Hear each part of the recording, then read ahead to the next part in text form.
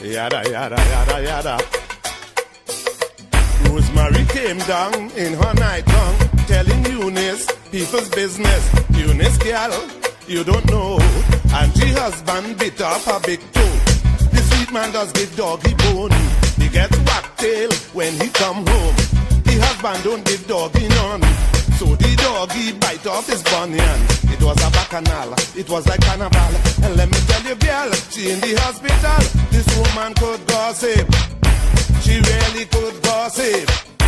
This woman could batter. She really could batter. Hotter than the fire, the pigtail bone up. Child of a cold, the nostrils stop up. But she gossiping, yes. She gossiping. She know about gin and she know about mole, but she don't know how to have a hole in the soul. She gossiping. She gossiping. She know about the neighbor with the brown skin child. Don't you see the way the little boy does smile? He looking like the fellow with the roti shop. Don't you see the way the boy does hold the cup? The big head man that he calling daddy. The child have nothing for the family, but he would never ever say how much the man does drink. He would never ever say the husband sneakers stink. But she gossiping, yes. She gossiping. She gossiping, yeah, yeah, yeah, yeah. She gossiping. If you tell she a little secret about Jack, how we kiss up Imelda down in the track. She run down the road to tell Rosemary, I would tell you something, don't tell nobody. She tell and she tell and she tell and she tell. She tell and she tell till she forget who she tell. She come back to you with the same story. I would tell you something, don't tell nobody. She forget it's you who gave her the news, but she tell so much that she had confused. She gossiping, yes. She gossiping. She gossiping, oh yeah, yeah. She gossiping. She put on the fire, and she come down to talk to Delilah. I hearing her voice round the corner. She forget to peel the banana. Somebody this, somebody that, somebody background getting fat. Somebody daughter belly big, somebody slaughter somebody pig. She gossiping, yeah, yeah, yeah, yeah. She gossiping. She gossiping.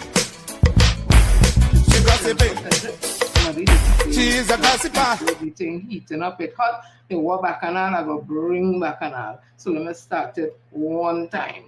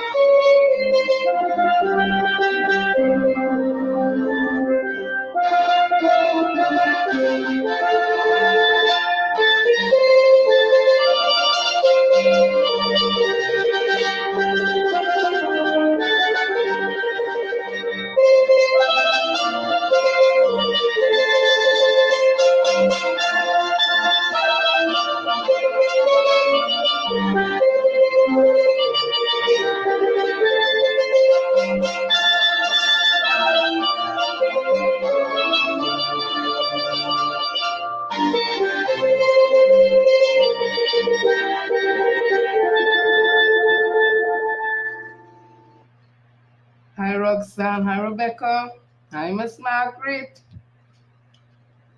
I solemnly pledge to dedicate my life to the service of my God and my country. I'll honor my parents, my teachers, my leaders, my elders, and those in authority.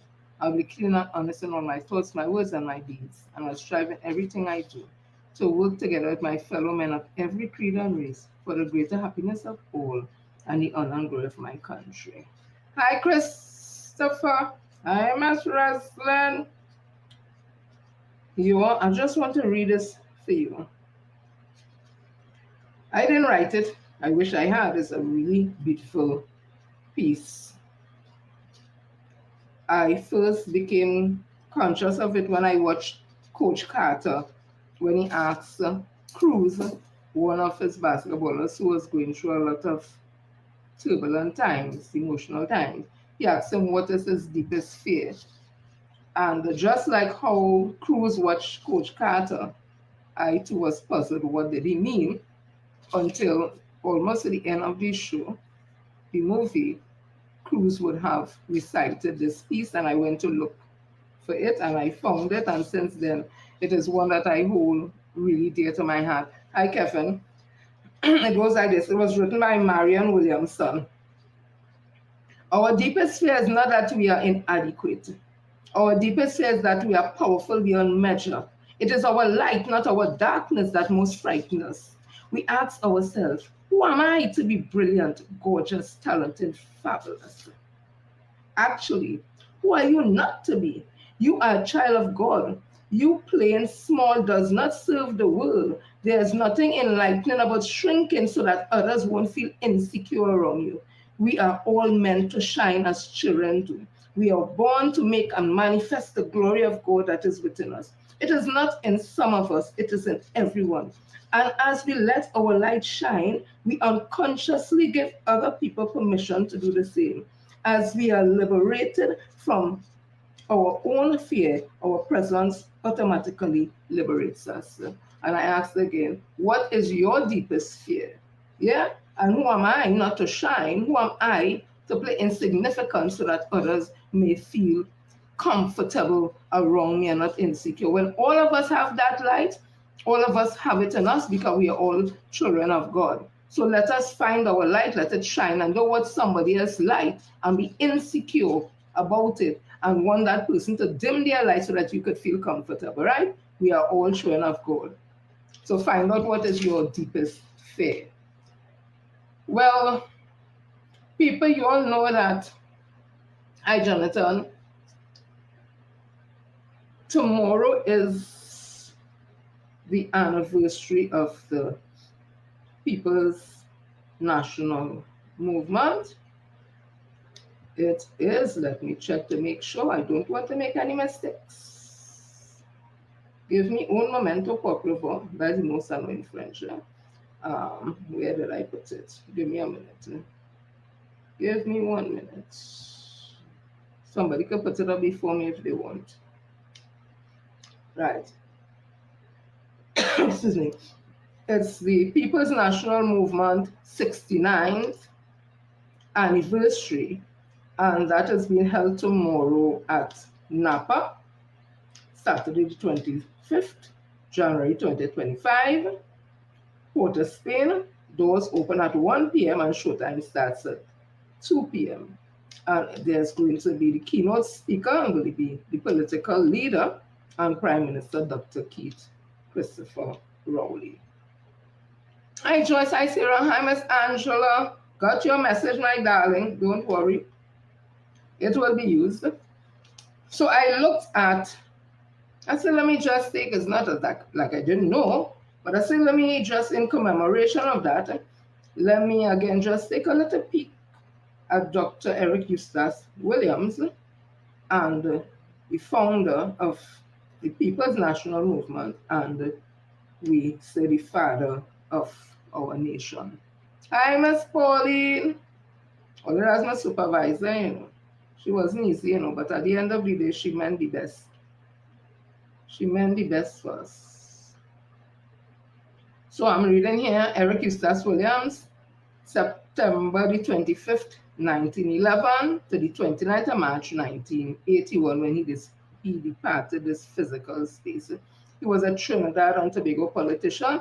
He has been described as the father of the nation, having led the then British colony of Trinidad and Tobago to majority rule on the 28th of October 1956, to independence on the 31st of August 1962, and Republican status on the 1st of August 1976, leading an unbroken string of general election victories with his political party, the People's National Movement, until his death in 1981. He was the first Prime Minister of Trinidad and Tobago and also a Caribbean historian noted for his book entitled Capitalism and Slavery. So, just a little of his life, early life. They said his father was Thomas Henry Williams, a minor civil servant and devout Roman Catholic, and his mother was Eliza Frances Bozier, the 13th April 1988 to 1969. That's when she was born, and then she would have died. Was a descendant of the mixed Creole mulatto elite and had African and French ancestries. I want you all to listen carefully to what I'm saying. Dr. Eric Williams was a devout Roman Catholic. His father was Thomas Henry Williams, a minor civil servant, and his mother was Elise Frances Bozier. She was a descendant of mixed Creole mulatto elite and had African and French ancestry. She was a descendant of the notable de Bozier family in Trinidad. Eliza's paternal grandfather was John Bozier, a married upper-class middle Frenchman who had an intimate relationship with an African slave named Mazou Zoulé. From that union, Jules Anon Bozier, father of Eliza, was born. So that was a little of Dr. Eric Eustace Williams' heritage. And I just want to read a little that spoke about his book, Capitalism and Slavery, one of his first books that book was banned in England. Until recently it was republished because I think they may not have been able to deal with the what Dr. Eric Williams wrote, because he would have said basically that when England gave us emancipated the African slaves, they didn't do it because it was a humanitarian thing. They did it because of economics. Because at that time, they had invested all the money that they made off the backs of the slaves into industrialization of England, where they were using steam and all that. So the need for sugar in the Caribbean was getting less and less because it was more expensive to produce, because they started to use honey and beet, creating sugar from the beet. So because of all that and the hurricane season and this season and all that, it became burdensome to the English economy. So it was very easy to emancipate the enslaved, but however, they were still in bondage, because we operated under the Master Servant Act. So this is just a little part of what Dr. Eric Williams would have wrote. From Capitalism and Slavery, this is chapter 12, I'm just reading a small part. He said in 1823, the British government adopted a new policy of reform towards West Indian slavery. The policy was to be enforced by order in council and in the crown colonies of Trinidad and the British Guyana. Its success, it was hoped, would encourage the self-governing colonies to emulate it spontaneously.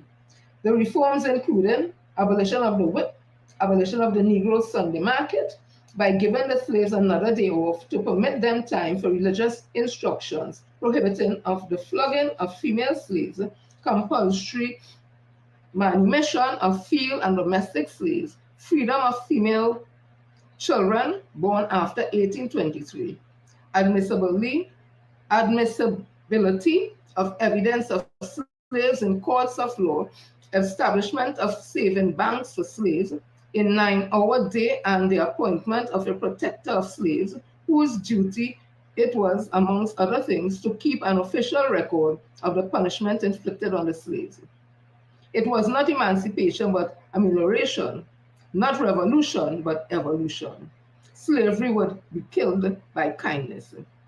The reply of the planters in the crown colonies as well as in the self-governing islands was an emphatic refusal to pass what was considered a mere catalogue of indulgences to the blacks. They knew that all such concessions meant only further concessions. Not one single recommendation received the unanimous approval of the West Indian planters.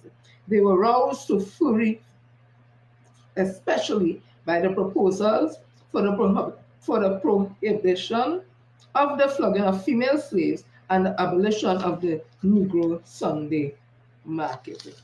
From the planters' standpoint, it was necessary to punish women.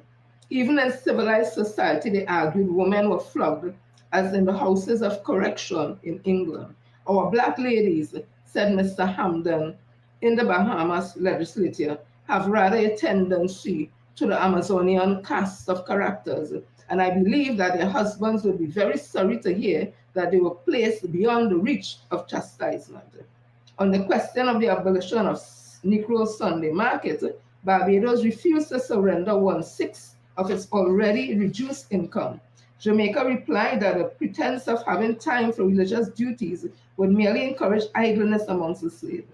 So great was the opposition to the planters that the governors deemed any attempt at alteration highly imprudent and could not see no alternative but leaving it to the operation of time, and that changes of circumstances and opinions, which is slowly but surely leading to the improvement of the habits and manners of the slaves. It was a true and important fact that with time, mere contracts with civilization improved the slaves, but the slaves was in no mood for the inevitability of grandiosism. So that's just a little of Capitalism and Slavery by Dr. Eric Eustace Williams. And I want to read a part of, again, I keep telling you all, you must know your history, because if you don't know your history, thank you, Carolyn. If you don't know your history, you'll be doomed to repeat it and you would have learned nothing. So the conversation sometimes does be that the slaves or African ancestors were lazy, and because of that laziness, that is why indentured laborers came to the Caribbean and other ethnic groups that have come under indentureship because the African slaves were lazy and did not want to work. So let me just read this small area here.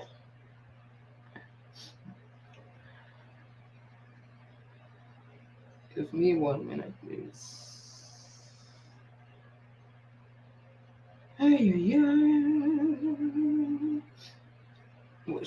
Leadership. What give me a minute? African experience, people like what you want to feel like. I'll come back to education for just now. What would the Caribbean be without Africans? And this was from exceptionalcaribbean.com. It says, the Caribbean would never have been able to punch above all weight without its African heritage. The Caribbean is home to the fastest man in the world, Usain Bolt, and to over 30 music genres, including reggae, calypso, and soca, to amazing artists and musicians, Bob Marley, Rihanna, Nicki Minaj, to world-class cricketers Sir Garfield Sobers, Brian Lara, to actors and movie stars Sidney Poitier, Winston Duke, to beauty queens Wendy Fitzwilliam, Janelle Penny Commission, to Nobel Prize winners Sir Arthur Lewis, Derek Walcott, political activist Marcus Garvey, Stokely Carmichael, the Vice President of the USA, Kamala Harris, and much, much more. The culture, the food, the music, lifestyle, and racial makeup of the people of the Caribbean would not be the same without Africans. There would be no carnival, no juve, no calypso, which in turn means no soca. In addition, Rastafari, Orisha, Voodoo, religions which would be present in the Caribbean. No pilau or stew chicken, the caramelization of meat with sugar. It is a traditional African cooking method. And the person said, thank you, Africa. Let me read about.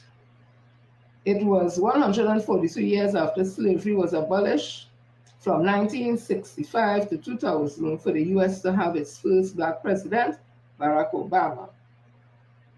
For small colonies emerging from colonialism, the achievements of these local Blacks and colored prime ministers in the Caribbean are enormous.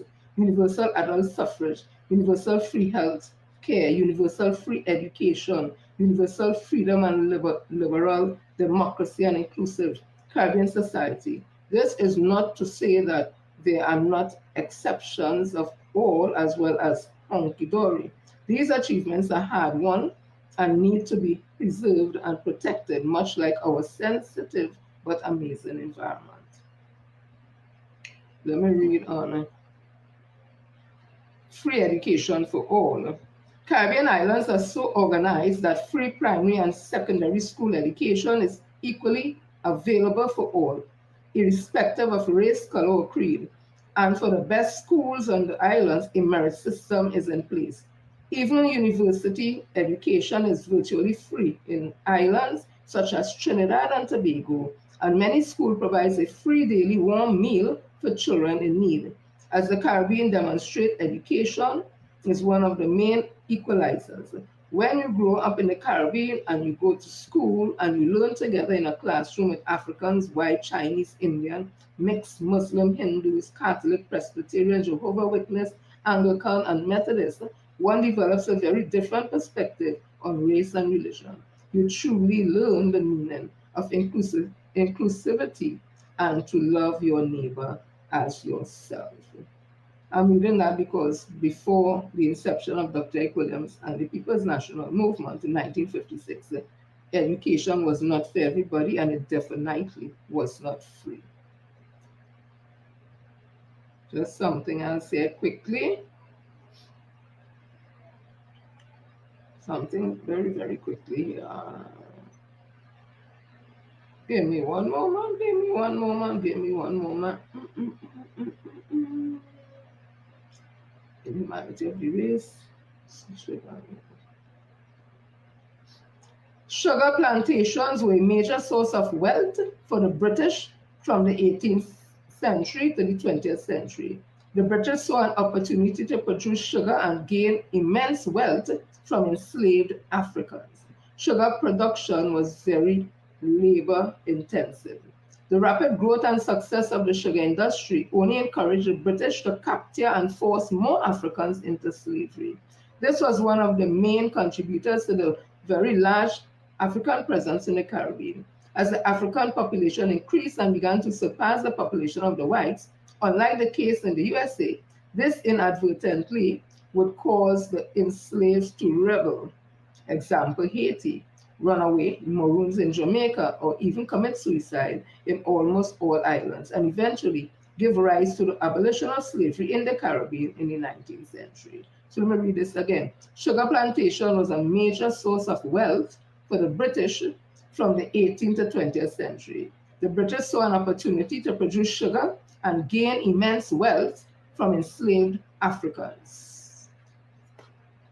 So that's just a little of our history that we should never forget. So when they want to tell us, as they like to speak to us in this condescending tone, that we were lazy, African people were never lazy. Yeah, we were never lazy. However, when they abolished enslavement and they wanted us to work under the apprenticeship system for the next 5 and 6 years again, without being paid a cent, we say, Massa, they done. And because there was sugar cane to be harvested and planted, because we were still in the sugar cane production, they needed a fast and cheap source of labor.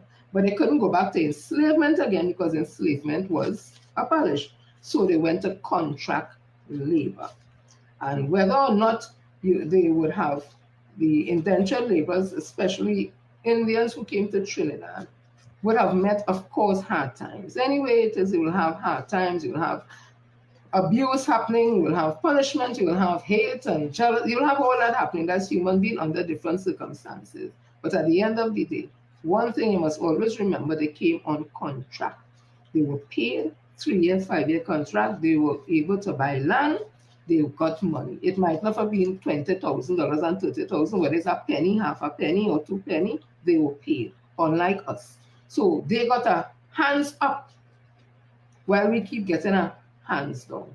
So let us be real about these things. So I continue.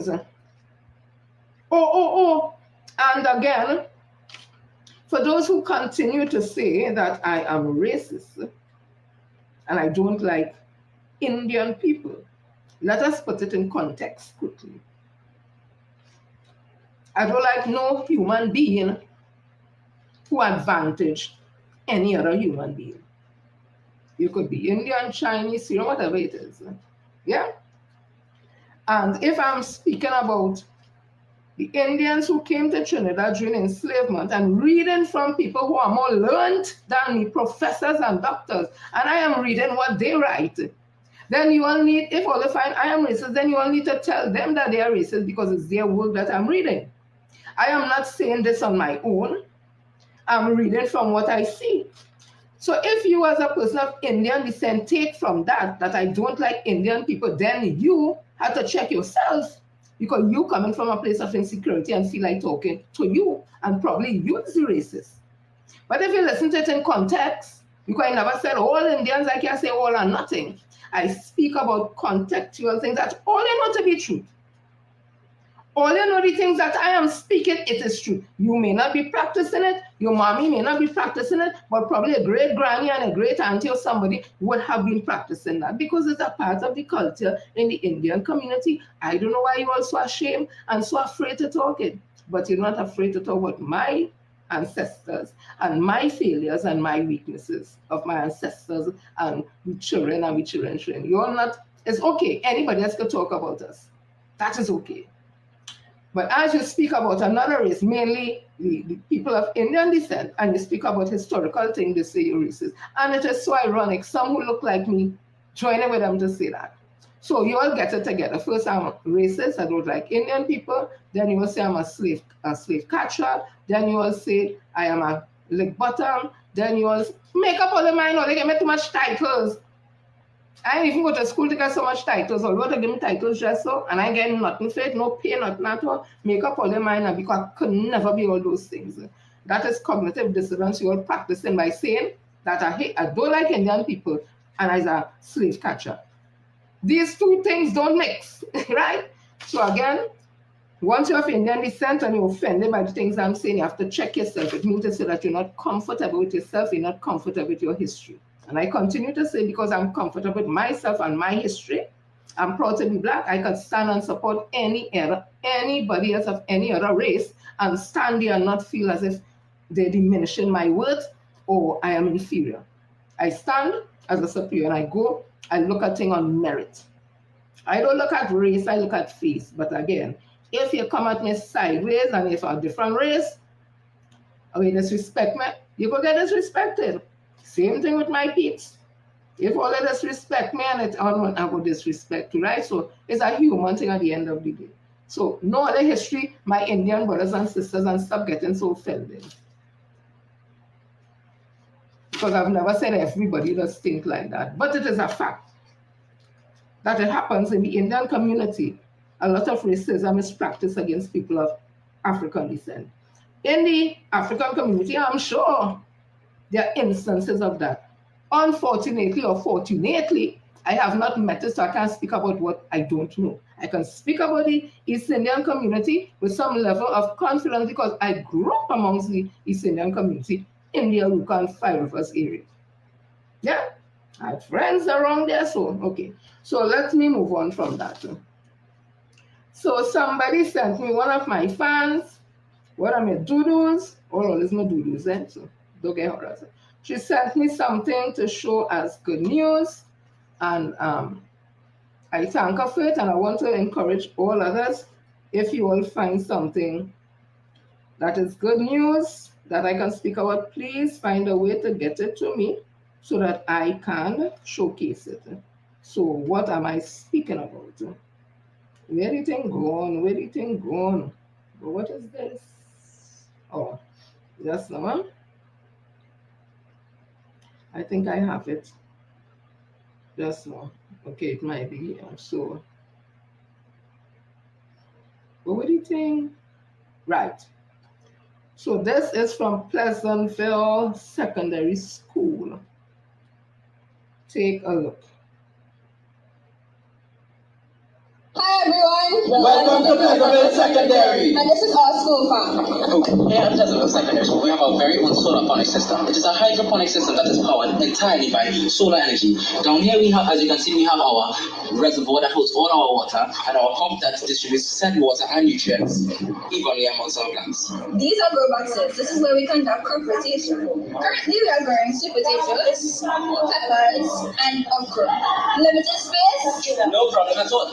Now see, over here now we have some vertical planting systems created by our very own students of Pleasantville Secondary School.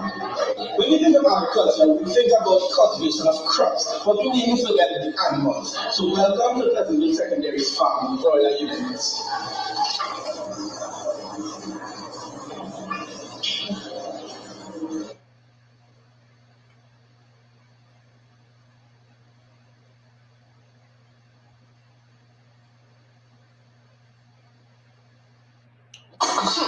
Right. So congratulations there to the students of Pleasantville Secondary School and their teachers. Pleasantville Secondary School doing well, and we see that farming don't have to be a hand dirty and black and whatever. They have hydroponics, the water. That is why I said that when the government, when Dr. Rowley would have created a ministry, a whole ministry for the Ministry of Youth, before it used to be a department. So we have a Ministry of Youth Development National Services. And in that, there was a program, a homestead program, where you went to UTT for 1 year, did the theoretical work on farming and different techniques and all that. And you went on the land for a year and did the practical work. And when you successfully completed the 2 years, you were given 2 acres of land, a starter home, and $20,000. And part of the new techniques in farming is hydroponics, and I saw sometime with, if you have enough space. Then there's a shade program. We was doing a short something program, and again with the Ministry of Youth Development National Services. So farming is a thing. We've seen that young people are getting involved, and it is very exciting to see. And I predict probably next 10 years we might really be able to feed ourselves with our local produce. So again, congratulations and thank you. Thank you for my doodle who send this. So me keep sending the clips. Yeah? So me continues. I'm seeing Marshall Montano enter chutney. Well, watch my chutney mashup. Marshall winning that. Because you know he ain't going in that to loss. I could imagine the production in Bacchanal. But you know what that does too? It makes the other contestant come at the A game. Because if Marshall in that, them coming to win too. So them coming with the A game. So I watching chutneys. I going to be watching chutney soca to see the Bacchanal. I tell you it's Bacchanal Friday. I going to see that Bacchanal and that. So let me just read a little of it. You know, again, it I hate about what you going there for. I didn't know they said the chutney is only just for people of Indian descent. If you could sing it out, people could sing good Indian song, you know. I can't sing one.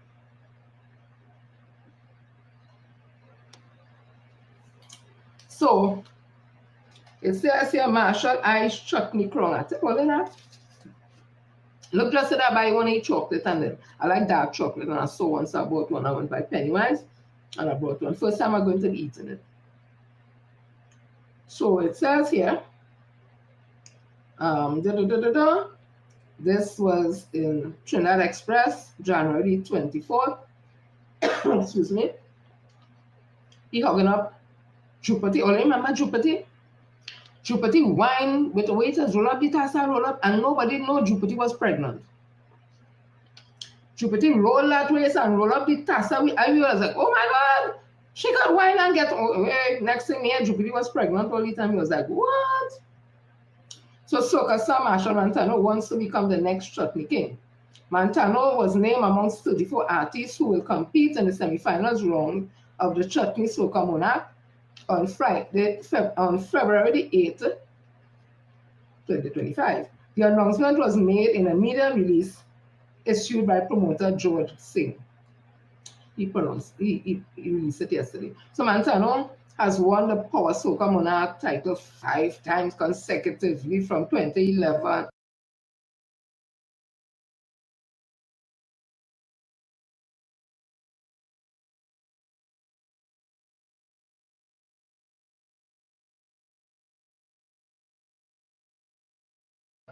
to 2015. Well, let's see what when they start with the dotishness. So the Groovy Soca Monarch title twice, 2012 and 13. The Roadman title 10 times, 2006, 7, 11, 12, 13, 14, 15, 16, 18, and 19. And last year won the National Calypso Monarch competition. In 2001, he achieved crossover chutney success with the song Real Unity. Real Unity.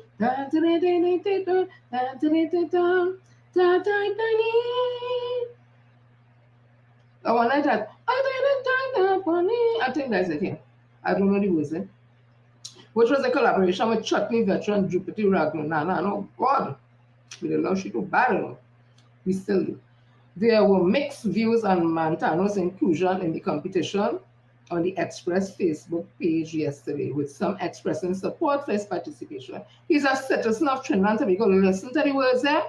He is a citizen of Trinidad and Tobago. And if for love and growth of our culture, I say go for it, Marshall. It is your right. One commentator say, that ain't sounding familiar. I keep saying he has everything except the chutney crown. And I believe it or not, once he enters that competition, he will be the king. The man is our boss. God bless him, mighty, and another poster wrote. God be fed up I hear rum and horn. A third poster wrote. I didn't write that. Okay. Some of the comments criticize his participation, calling for the soca star to let younger artists have a chance. That's a conversation, but at the end of the day, if you're good, you're good. And if there's no barrier for you to get in, what you can do, as I just said, you could lift the competition because people come with the A game. So he might really make a difference. So you might hear one set of rum till I die and all kind of thing. You might really hear good chutney. I don't know, I'm just saying. Marshall is great, but sometimes you have to step back and give the younger, lesser unknowns a break to make some money too. One person. It's the first time he come in it. All the time that they're singing and winning. This is the first time. Where's the problem? He spoiled calypso music and lyrics. Now he's going to chutney. How could one man be so money hungry and another person? Look. You remember the poem I just wrote, right? Hear me wrote. That I just read. Where's the deepest fear? Them who write in this need to read it. I was a Marshall fan. Oh God. You couldn't say nothing Marshall. And then a time comes, something, and but let me tell you, the man good. He good away. Class is class. Yeah? He good. And once he come with something good, be good. I really don't know more of them haters and them. Oh God! Yeah. So I'm also saying, I'm sorry, all right here. Nana Jenny, stick to researching. Oh, what I tell you, I could sing.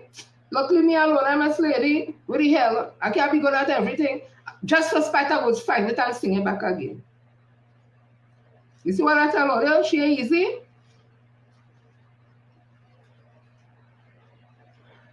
That's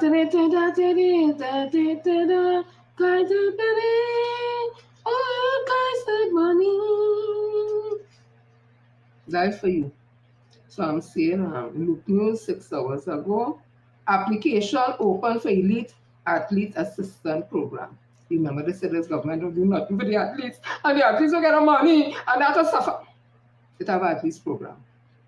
So the Ministry of Sport and Community Development wishes to inform eligible athletes of the upcoming deadline for the receipt of application for the Elite Athlete Assistant Program, EAAP.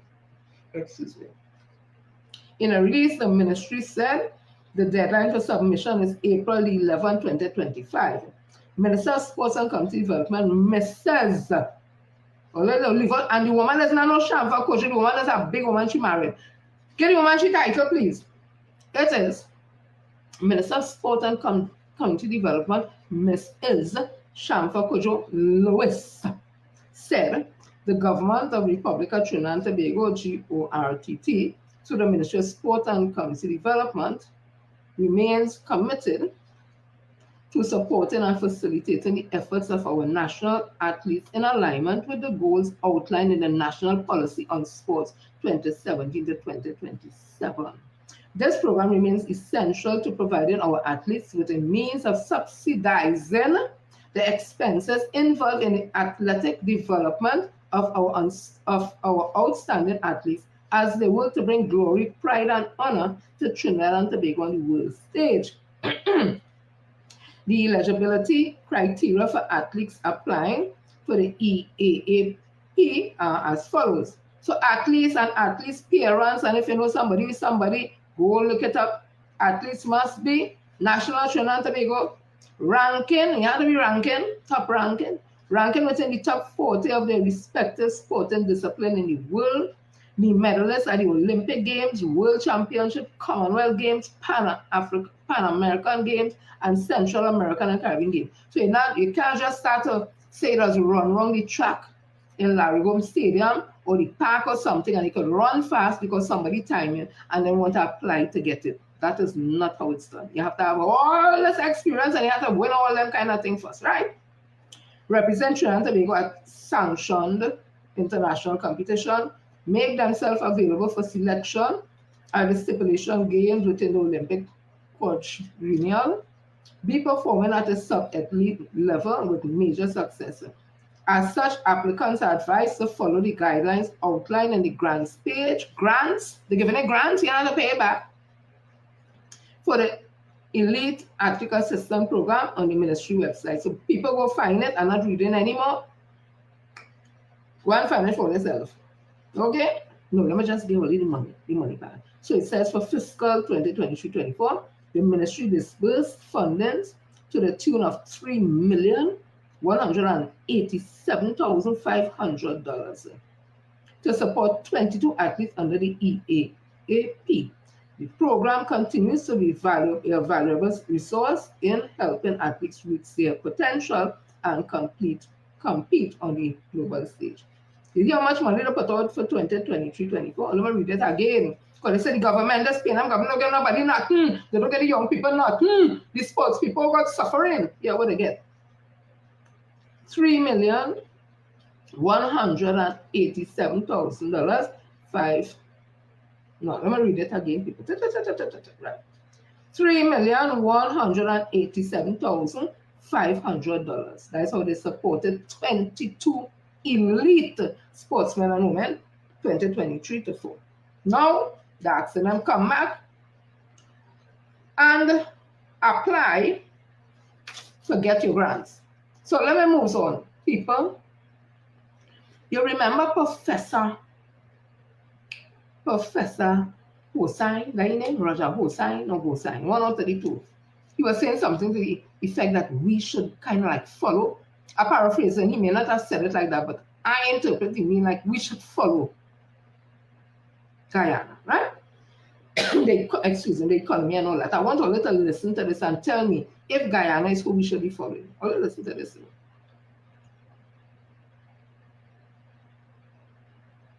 Kevin, all businesses that have big for sale signs placed around their businesses. I want to suggest we put a sign at the Cherijagan International Airport. Guyana has become a free-for-all. Pick up and go. How about that, Kevin? Because we have become, Auckland Auntie, a paradise for the world's pawnbrokers. You know what I mean, Kevin? All of Guyana's jewels, our resources, are being pledged by our leaders to these pawnbrokers for a few pennies on a dollar. This is how junkies carry themselves and live, Uncle. Yes, from time to time, they get a little something in their hands, they run straight to the pawnbrokers, and whatever they get, they just smoke it out. These politicians have already pawned all of us. Soon, they will start with the little clothes on our backs and even the shoes on our feet, including the underwear we're wearing. Everything is being pawned. Our gold, bauxite, timber, oil, uranium, and even the minerals they haven't yet told us about, all are being pawned. This is not a joke, people. We are facing a national crisis, a betrayal so deep and devastating that only a miracle can rescue Guyana from this trap. Yes, Kevin, only a miracle can save Guyana from this trap. The PPP, PNC, and the AFC have put us in with ExxonMobil and the other foreigners in our country. Uncle and Auntie, this trap is so deeply rooted that it feels like an iron chain tightening around the necks of every single citizen. Guyanese can't breathe, can't move, can't think straight or see clearly with what is going on in this country. There are no words anyone can use to sugarcoat this disaster these politicians have placed us in.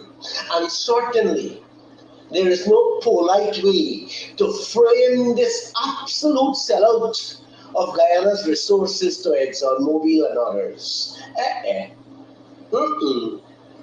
Let us call it what it is, a complete and utter betrayal.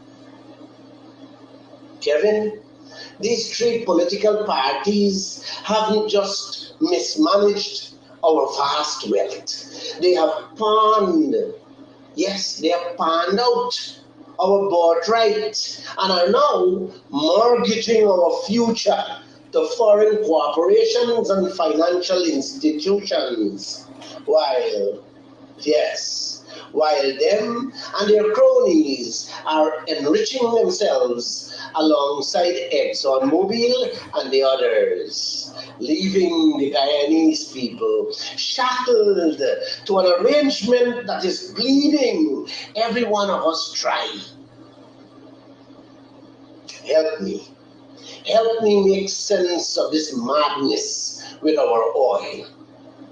ExxonMobil declared $18 billion in profits for 2024, and Guyana only received $2.6 billion in what is supposed to be a 50-50 profit sharing or a half and half partnership.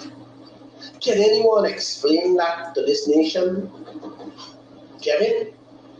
But wait, I'm not done yet. Aside from that 50-50 profit share, Guyana is also entitled to 2% royalty on all the oil pumped and sold, as stated in the contract.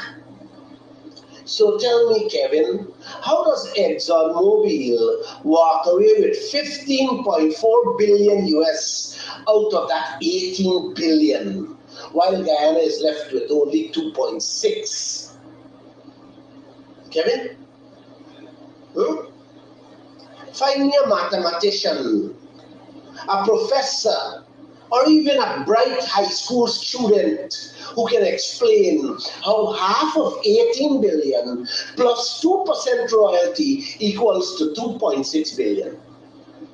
Because my maths, yes, my maths doesn't add up to that. Guyana should have received 9 billion as its share of profits, plus 360 million US from the 2% royalty. That is 9.36 billion US dollars in total Guyana should have had in their hands. Instead, we ended up with 2.6 billion. How is I want Professor Hossain or Hossain that? and all who find that Trinidad should be like Guyana because they have oil and they're doing so good, and the President Ali give them a one-off payment and how much where teachers have to be standing up in the sun and struggling to get and all them kind of Bacchanal. You hear what Mr. Glenlal say? I had to take what he said because he's from Guyana, he's the owner of Quieter News. This is saying basically ExxonMobil robbing them. Let me rephrase that. It is alleged. The deal and the contract that Guyana got with ExxonMobil, Guyana ain't getting much faith. And remember, Minister Siochiong had told them again, if all they want, I'm not saying it like word for word, if all they want, I can help you all renegotiate all the contracts. They didn't want that. Even Mr. Glenlal come and say, listen to the Prime Minister Trinidad and Tobago when he said contracts are not written in stone, and when conditions change, contract could change.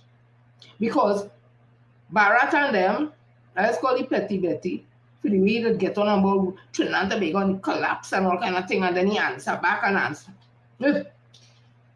He was saying that they have a contract with PSA or something, so contract with Exxon and they can't change it or some kind of Bacchanal so. But you see what they getting out, Guyana ain't getting nothing. Guyana people ain't getting nothing. And I see them roads and them at dot road. All that money they're getting from oil, how the road is still big dot road. And once at that old house and all kind of thing, the kind of money that Guyana making now. You hear how much money getting? ExxonMobil going 15 billion, them get 2 billion or something so. And it's supposed to be a 50-50 share. So let's go sign and who sign and all of them. Let them go in Guyana and tell them about what's happening because it's a sin. Based on what this man saying in Glenlal, that happening to the citizens of Guyana. While in Trinidad and Tobago, we don't have as much as they have, but it's a grant for elite athletes that tend to come and apply for it. It's a grant for house. You're going to start a house. You're getting it with land, plus money to start business, plus the building house for you, low-income houses, your taxes, personal tax reduced, you have all kind of things, you have old age grant, you have disability grant, you have all kind of things in this country, and we have oil like Guyana, but I want to tell we about how to run this country. Not only that, when Dr. Rowley came in, the PNM came into office, and Kamala and them leave the treasury, empty based on 3 days money or something. So that's why Jawala Ramadan always say he incompetent because he know the country is in recession. He say nothing until after election it's in a recession. What do with all the oil money? That's something like Guyana in truth, you know. Because what do with the oil money too? When oil prices was high, highest ever, and even higher than when Dr. Equilibrium was alive. What do with the money? Anywho's. So they leave a 14% increase, which proposal settled. Yes, it's the largest we ever get to us happy faith. But all they leave it to the government and no money. They didn't go to the IMF too. They borrow the money, pay off the 14%. And when they go into the oil company and then they say, watch me, what the corporate taxes are they paying? They were told, what taxes you talking about? We have to pay nothing until 2024, boy. And they say, what? No. They have to fly out to Hague and Texas all that and say, watch me. We have to renegotiate this thing, you know. And in 2019, we get about $6 billion in corporate tax and continue to get it. Not only that, Kamala Prasad was taxing the bank and all them corporate, I think 18%, just 18%. Because she was going on the trickle-down ideology in economics, where if the rich get rich, they will find the humanistic part of them and they will help the poor. Really? It don't work so. When this government came in, they raised it to 30 or 32% or something, so they got to pay the taxes. And again, as I touch on that, Dr. Rowley does just play the thing when they say the rich must get rich. Nothing wrong with the rich getting richer. They left it at that. Then they play the next part where he say, but they must pull up the poor. The poor situation will change based on what he's saying it, and then you can hold because who does hire? Prestige holding, who does hire? Them have money.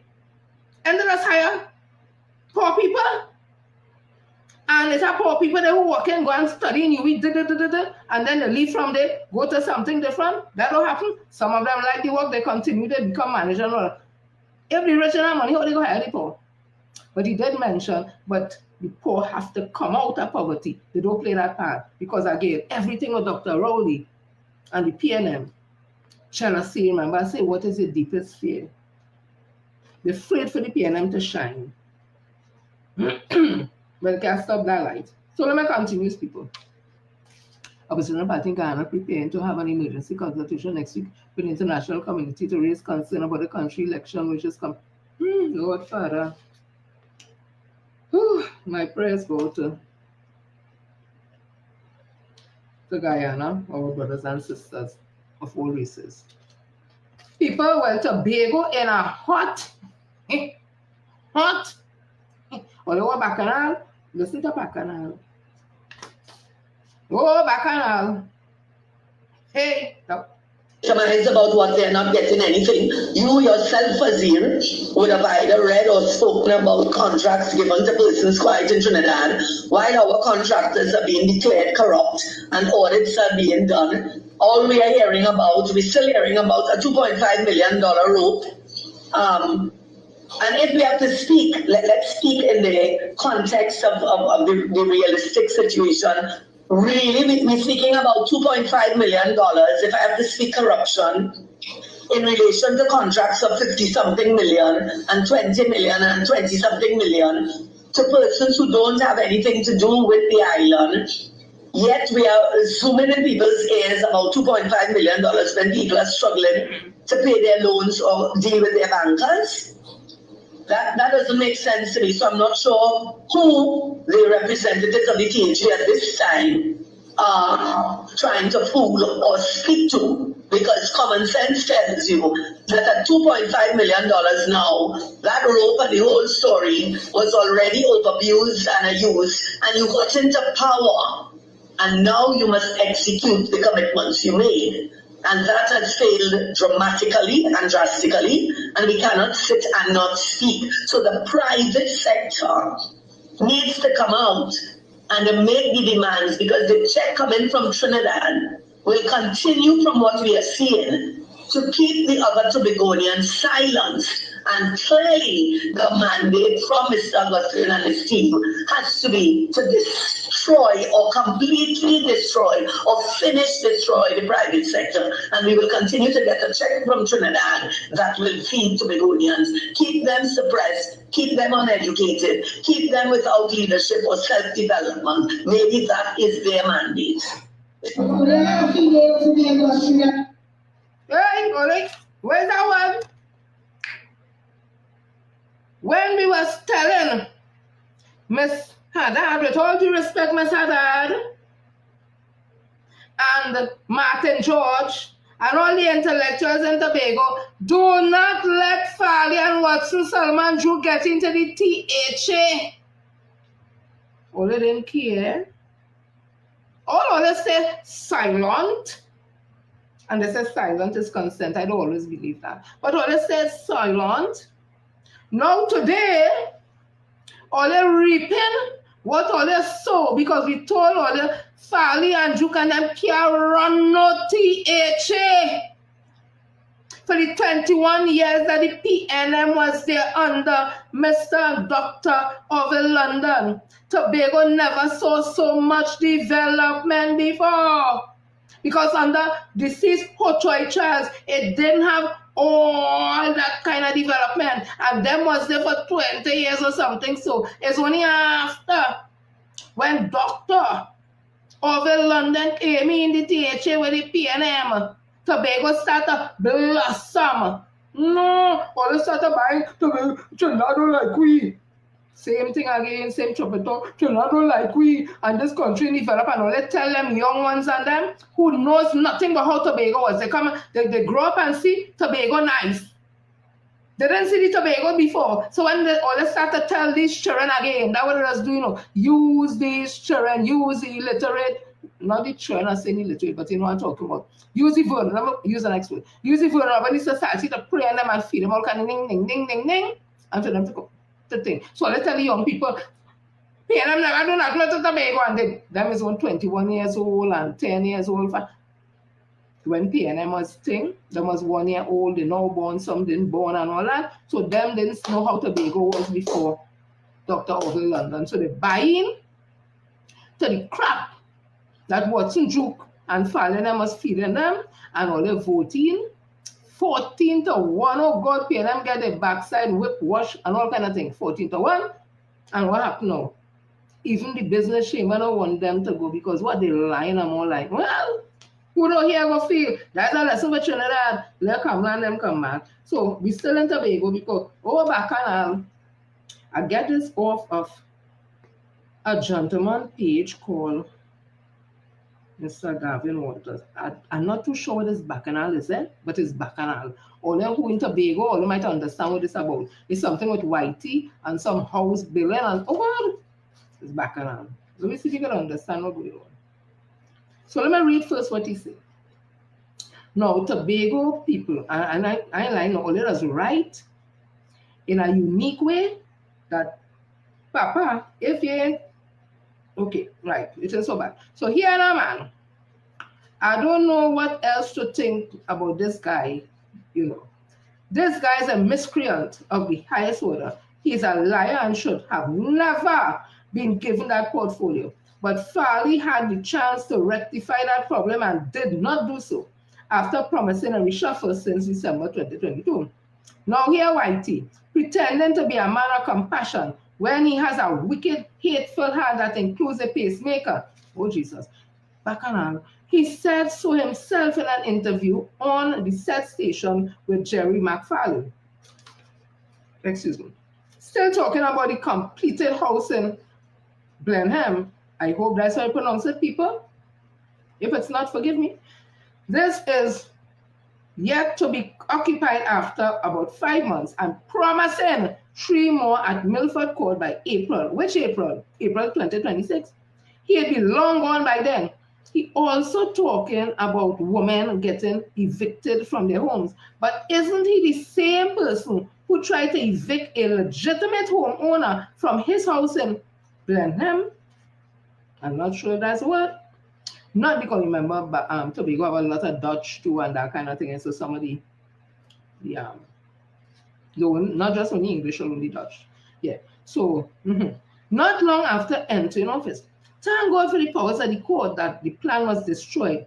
But there are people who have lost their lands they received under the previous regime because, according to the secretary, it was due to P&M corruption. So for Whitey alone, you are not entitled to anything in Tobago once you are P&M or perceived to be one. In the picture, well, I'll show you, of the 3 houses under construction at Milford Court, what Wiley promised to be completed by April, right? So I'll show you the pictures and hear what Whitey is saying, so it might make sense what I just read. In the other picture is the completed house at Blenheim, yet to be given out after 5 months. So let me hear what Whitey said. Reconstructed homes for needy families, because we're seeing more and more persons falling through that crack that need that kind of assistance, because you have persons, mothers with 5 children being evicted, having domestic violence issues. So we really wanted to construct these homes to assist these persons, because these are initiatives we saw when we visited Jamaica and St. Vincent, how they deal with the social issues of housing. But funding is a problem. I mean, a contractor was given the contract to construct these homes. We had paid at least $2 million thus far. First, we had for at least 4 homes. But the homes run at least about $565,000 for the 3-bedroom and $485 for the 2 bedrooms. He has completed 1 home at Bremen, and he started the next 3 at Milford Court. So we are hoping sometime by April those 3 could be finished, and then start the next 6 to have that contract over. And then we saw that person, because we have persons on the waiting list with various issues that we really need to move them into these homes. Right? So let's look at the house. That is one how it was looking, apparently. Okay. And that is one we completed, and nobody moving yet. But what it has struck me and walks it warm.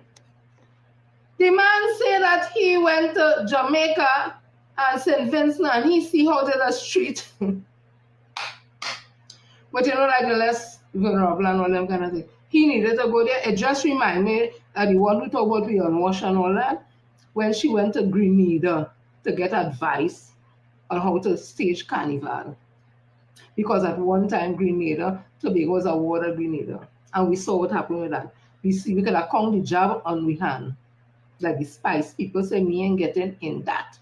Anyways, so he had to go to Jamaica and St. Vincent to see how right in Trinidad and to have startups being built for less fortunate. They have grants for house. Then they have agency house. Then they have grants they could get for this to build and all that. He needed to go all there to see how they treated the most vulnerable. As the man say, Whitey, I don't know you, but you're dirty. There's a piece of dirtiness. Because this country does show you, and because show the Caribbean how they does treat the less vulnerable. All the grants that does give all the this, that, universal education, this, that. You go to Grenada and come now, man. What is that set of innocence? Anyways, let me continue. So all here, the one who tell me we unwash, the one I still want to know how she get that secretary work, because it is alleged she was just a counselor. I feel to hang up some clothes. Where does you used to hook up your clothes then? Click, click. Hey, how I just think, probably because I have clothes to wash and I have to use clothespins. So as I was saying, how she get that work, I don't know. Because I find she dunce as hell. But want to tell me about unwash. So Papa, like every time she go in the teacher and they ask she a question, like she never know. She had to get time to always come back to answer. So she never know nothing going on. That So Papa, they rake over the coals, the people say, right? Why must he say so? 1 or 32. But listen to the Bacchanal. Thank you, Madam Presiding Officer.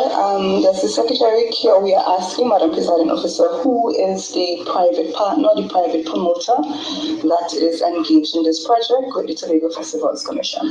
Councillor Boris. Madam Presiding Officer, I do not have that information at hand, but it can be provided subsequently.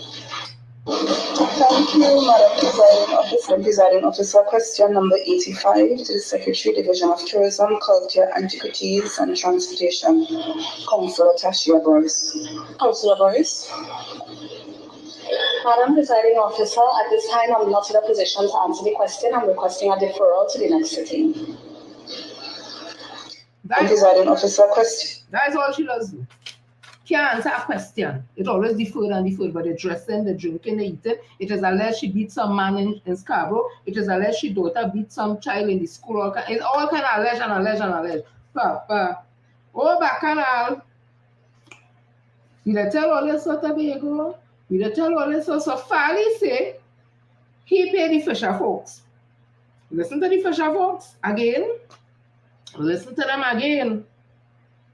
I want to know who they believe. Listen to the Fisher folks again. And we have been bullied from the past straight into the future with information from central government to the THA and to trickle down to we the citizen. And we lack that kind of power because they hold back information to keep us ignorant, to keep us dumb, to keep us dependent on them. And we standing up here, we saying, out with that, no more. We put them there to articulate on our behalf, and the Chief Secretary has failed us as bishops. I am telling you, like the family has failed us. Right? She said they failed the Fisher folk, and they want to keep them down. But you remember what Solomon Juk is the one say when he was talking about his people down in Ting Roxborough. They don't read papers, nothing at all. Basically saying they're stupid. Not me say so. I don't know Roxborough. I don't know the people Roxborough. He from there, he says so. So Farley saying, like Farley want to say they lie, they get money. But the people saying them get conversation from central government, ting, and it ain't add up. Just like Mr. Glenal of Guyana. I was just waiting for Mr. Glenal to say the Maxin. So we saying the Maxin, wait is Farley telling the people. Just want them to get it. I don't want them to say as I say, because as operators, it is me who say.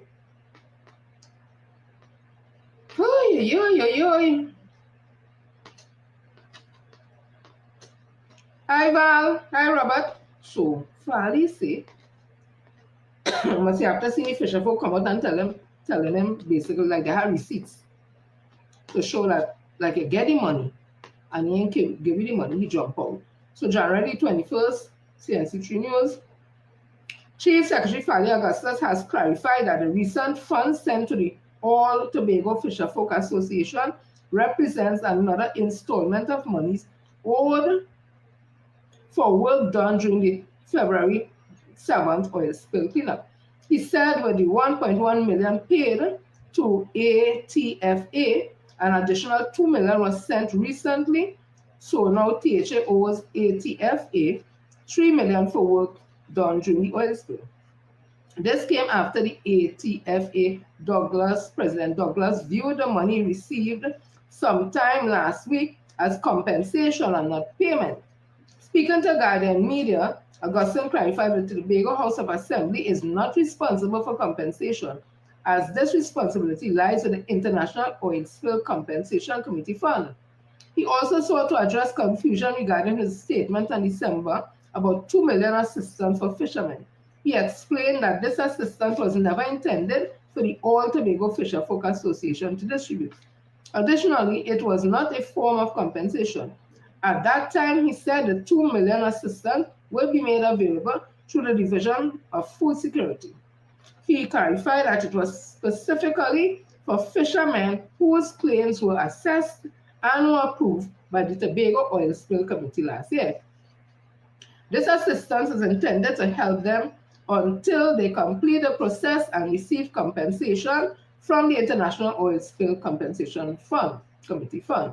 Augustine said the IOSC asked the fisher folk to apply to them directly at their Port of Spain branch, and so he's confused as to why the ATFA would believe that the THA recent payment for work done is translated into compensation that was never mentioned or promised to them. Augustine also revealed that a large percentage of the claims submitted were deemed illogical, as they included fishermen who were not affected and those with exaggerated claims. Of the 47.3 million in claims submitted, only 4.3 million were considered justifiable. Hey, finally, when your people start to rise up against you, Tobago small enough. Tobago small enough. You fool. All you fool. The people at Tobago. And that one has upset me. You, Farley, and Watson, Solomon, Duke, and all the whole crew, all you fool. The people of Tobago. I don't mind. People don't want the PNM and THA. Okay. But they vote for Ole because Ole lied to them and they believe Ole lie and they didn't believe what we from Trinidad was telling them. Okay. We in the PSA, no joke, you know. We won all year. Nothing happened. No. They throwing juke out of teaching. I want to tell what's Solomon juke. Karma is a bitch. And you see how they treat people? They will treat you. You make all of them take PSA money and you make all of them. You treat PSA members bad, disrespectful. You stop all the sporting events, you stop Queen Show, you stop training program, you stop every single thing PSA ever had and put everything alone on Abercrombie Street. And it was the king. In fact, he says he's a joke Abercrombie. All kind of thing you do, you spend money, you take your pension, and you sit down right there. Over $500,000 you're taking pension. You take this, you like yourself. You big up Farley and then you make Farley something. Farley say he didn't have no clothes. And you look in the closet. I never hear man does buy suit for man before. That start a song, fishy, fishy and jelly, jelly kind of thing to me. But he look in your closet and he see you don't have no clothes and he buy a suit. And you did put on that same suit at time you was trying to make back with you. And he say, brother Drew, I distinctly remember. So I paraphrase him. Look, I have on this suit. Remember the suit you wanted to buy for me? I never see that in my life yet, man. Put on. I know a woman go put on a dress and tell the man, remember this dress? I know man just put on suit and say, remember this suit. Anyways. And you do all kind of things, you make them. You make them, you make beans, you make white, you make all of them. And they turn on, they kick you in your ass. Turn on, they put in your teacher. Let me see if I find it. Imagine that. They put in your, we ain't even put you on the PS, listen. They put in you out. Look, Bacchanal, oh, Bacchanal. People are listening. People, young people are listening.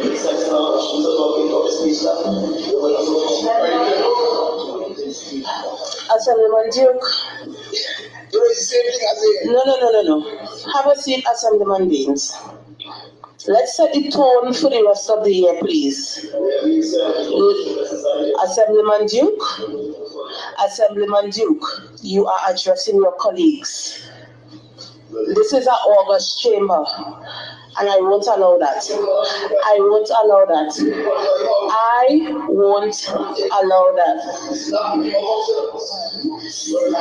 Officer, can you please escort him out? Can you please escort him out of this house, please? Kindly escort him out of this house, please.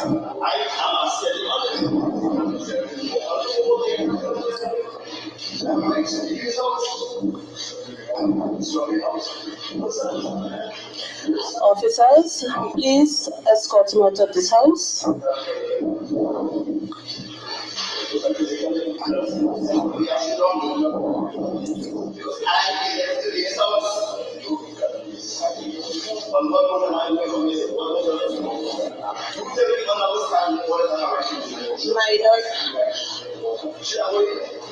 Assemblyman Duke.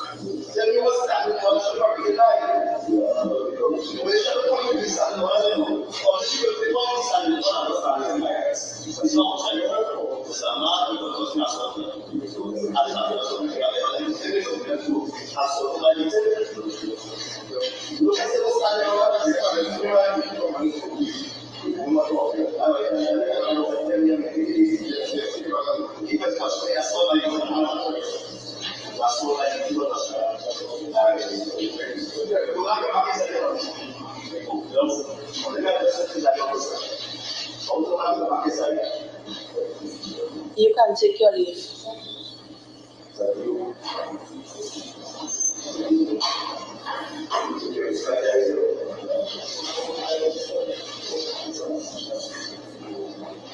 So every house, I'm Mickey Mouse House.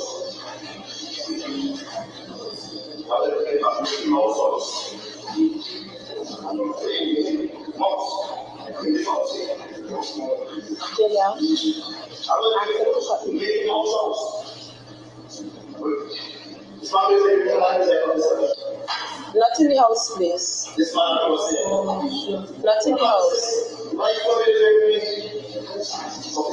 This house now stands suspended to Father, in the name of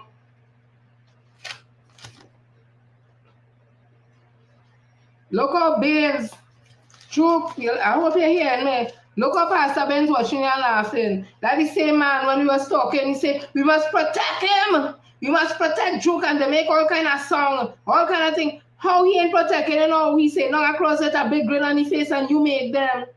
Juke, you make them. You take PSM money and you make them. All the rent and Magdalena have boxing ring. Containers of jersey come down from China. All that food, drink like all yourself. All that was there. Baines was there. How Baines not laughing at you while they throw you out of the theater and you make them? Oh God, oh. And that's a pastor. Hey, boy, them has something to tell Jesus. Oh, Bacchanal. So, let me move the camera quick because it's the next one. She in a zone. Camera person says, somebody wrote, well, only know she's supporting Trump. I'm not going to read the whole thing, but I'm going to show you all how she's the next one. She's a trappy, and the trappiest. You could also say Jezebel spirit, mother harlot. There's so much terms you can use. Zamwati. So this was the 22nd of January 2025. In the Daily Express, somebody apparently read, or somebody would have done some editorial or something. I ain't going to read this whole thing because you see them. With all the thing and thing, they still want to tell you, vote UNC. Excuse me. Kamala Pasabi says her latest statement where she fawns over President Donald Trump while attacking President Joe Biden is incredibly bizarre when you consider that she bears no ideological alignment to him. Trump is a staunch China skeptic who views the Chinese Communist Party as a global threat, stands in stark contrast to Pasabi Sessa, who, during her tenure as Prime Minister, eagerly embraced China's Communist Party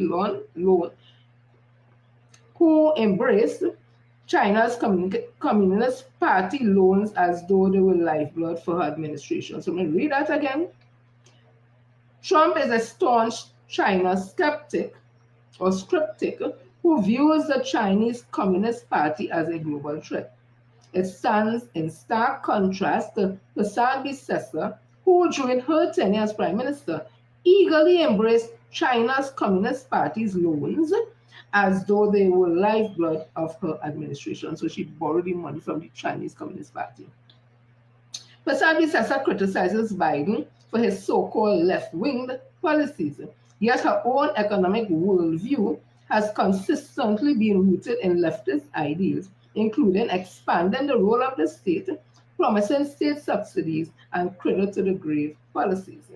Her newfound alliance with overtly Marxist groups such as the OWTU reveals her alignment with the very principle Trump openly opposes. Moreover, she rails against woke gender and race policies, yet begins every Monday night forum with a recording proudly proclaiming her status as Trinidad and Tobago's first woman prime minister, as if that singular act encapsulates the entire political legacy. On Emancipation Day, she calls for reparation for slavery, a progressive and polarizing stance that Trump and his supporters would hardly endorse.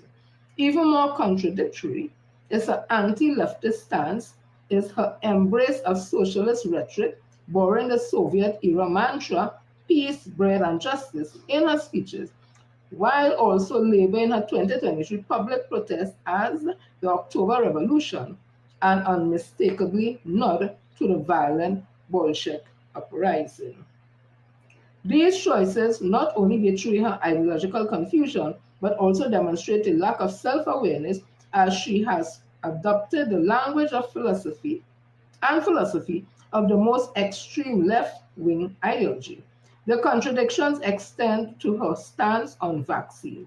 While Pasabi Sessa promotes conspiracy theories that sow doubt about vaccine safety, she conveniently ignored that Trump was the architect of Operation Warp Speed, the groundbreaking initiative responsible for fast-tracking the development of those very vaccines. Another laughable aspect of her screed is the idea that somehow she shares Trump's anti-woke perspectives on transgender issues, as well as meritocracy. Perhaps Mrs. Pasabi Sessa has forgotten about the time she appointed a transgender woman to the Senate. But what is most striking is Pasabi Sessa's apparent belief that attacking Biden on foreign policy, particularly regarding Maduro and Venezuela, will win her favor with Trump. This assumption reveals a profound misunderstanding of how U.S. foreign policy operates. Having served as Prime Minister, she should know that U.S. foreign policy is rarely defined by the whims of individual administrations. Instead, it is guided by institutional frameworks, national interests, and long-term strategies that remain consistent across the party lines. Pasabi Sessa attempts to mimic Trump rhetoric or align herself with MAGA ideals only serve to highlight her lack of ideological coherence. Her political posturing seems less about genuine conviction and more about a desperate attempt to appeal to any voter base she believes might help her regain power. With the general election looming, she might soon discover that trying to be everything to everybody quickly makes you nothing to nobody. So I'm saying that, and as the person who wrote this was spoken about Kamala Pasabi Sessa agreeing with Trump that there are two genders, male and female, and she's all in for that. The man would have or the person who wrote it would have so rightly said that she made history in this country by having a transgender first time in history in our country sworn into the parliament. And what is a transgender? Somebody who changed from one gender to the next. So if it was a man to change to a woman, if it was a woman to a man. And that is the thing that Trump does not recognize. But you all remember in 2012, who was the Prime Minister then? It was Kamala Pasabi Sessa, and this is what she said in The Guardian. She promises rights for gays in gender policy. Prime Minister Kamala Pasabi Sessa has promised to end discrimination against the lesbians, gay, bisexual, and transgender LGBT community in the proposed national gender policy. She said so in a private letter dated the 14th of August 2012 to Lance Price, which was obtained by the Trinidad and Tobago Guardian. Price is executive director of the Kaleidoscope Trust, an NGO based in the UK, which campaigns globally for gay, LGBT rights and diversity. He serves as media advisor to former British Prime Minister Tony Blair and has also worked as a BBC correspondent. The PM's letter to Price was in response to one he wrote to her complaining about the TNT immigration laws and the Sexual Offences Act, which he said discriminated against homosexuals. Price met Pasabi Sessa when he visited Trinidad and Tobago for an International Press Institute conference in June, at which the PM, Kamala Pasabi Sessa, spoke. He wrote to her in July expressing concerns about the stigmatization of homosexuality in Trinidad and Tobago. Section 8 of the Immigration Act bars entry of homosexuals, describing them as prohibited class. Earlier this month, AIDS Free World, an advocacy NGO, challenged a controversial immigration law in court. Maurice Tomlinson, a gay Jamaican lawyer, the group's legal advisor for marginalized groups, carried the challenge forward. He received an invitation from UNFPA to participate in an HIV workshop in Trinidad and Tobago on December the 3rd and the 4th, back in 2012. Contacted by Trinidad and Tobago Guardian yesterday via telephone in London, Price said, I did receive the letter from the Prime Minister, that's coming up as our predecessor, but it was never made public. It was a personal letter from her to me, and I can't discuss the contents with you. I found it very encouraging and thought it showed great understanding and leadership on the issue. Colin Robinson, head of the coalition advocating for the inclusion of sexual orientation, wanted to hear what the PM had to say on the matters in her own words. I am looking forward to her taking leadership and making public statements on this matter, he said. Robinson added that the Prime Minister, Kamala Prasad, words in her letter to Price showed brave leadership, he said. The kind of leadership we have been yearning for from Caribbean politicians. This is the kind of leadership that would make her a legacy. Robinson said he did not think a male politician could have done that because of masculinity and other issues.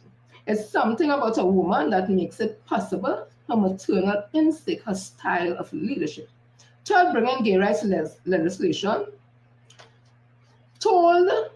bringing gay rights legislation might cause opposition to Pasabi Sessa, Robinson said. I don't know when advocating human rights has marred the leadership of historic leaders. I hope she will be remembered as a brave Caribbean Prime Minister who acted for justice. Jason Jones of the group, I Am One, has been lobbying for full equal rights of the LGBT community. He said, we are aware the gender policy is about to be ratified by Cabinet, and it's a great thing that the PM, Kamala Prasad, is seeking to end discrimination against this group, the lesbian, gay, transgender group. TNT deemed homophobic. It's TNT deemed homophobic, and internationally, this is not looking very good. The Prime Minister has our full approval and support. The Trinidad and Tobago Guardian contacted Marlene Kudre, Minister of Gender, Youth and Child Development, but the Secretary referred us to the Communication Unit, which promised to respond. Lisa Ghani of the Communication Department at the Office of the Prime Minister promised to return our call. What the PM said. With respect to the concerns, this is what the PM, this is there, Kamala Prasad says. With respect to the concerns raised in your letter regarding aspects of Trinidad and Tobago and Section 39, the Sexual Offences Act and the Immigration Act, which may target persons who identify as lesbians, gays, bisexual, or transgenders, I wish to assure you that due consideration is being given to these issues by my government. I do not support discrimination of any form against any individual, regardless of their gender identity or sexual orientation. I share your views that the stigmatization of homosexuality in Trinidad and Tobago is a matter which must be addressed on the grounds of human rights and dignity to which every individual is entitled under international law. As such, I'm pleased to inform you that I have mandated my Minister of Gender, Youth and Child Development, Senator the Honorable Marlene Kudre, to prepare and present a national gender policy to Cabinet over the coming months. It is expected that once adopted, this policy will forge the way forward for Trinidad and Tobago as my government seeks to put an end to all discrimination based on gender or sexual orientation. Thanking Price for writing her and expressing his concern, she said, please rest assured that my government is doing its utmost to uphold the human rights of citizens and residents of Trinidad and Tobago as we remain committed to a democratic, people-centered approach to governance and development. Like Kamala Prasad says, all up in the works. All up in the works. Somebody should send that letter to President Donald Trump. So you can see how she's a liar. Let me move on, yes, Papa. Damn good away. So, I'm seeing here, oh, Bacchanal, hey. Let me see what it is economist Obika would have said, Senator Obika. Just like Dr. Marlene asks, I think he looks at both sides of the issues, and he's not just crying gloom, doom, and gloom and doom, like the Hossains and the Ragunatat and all them. So, them is gloom and doom. Nothing ever good for them. But they want me to be like, Guyana, you know, we don't like Guyana? Guyana is a mess.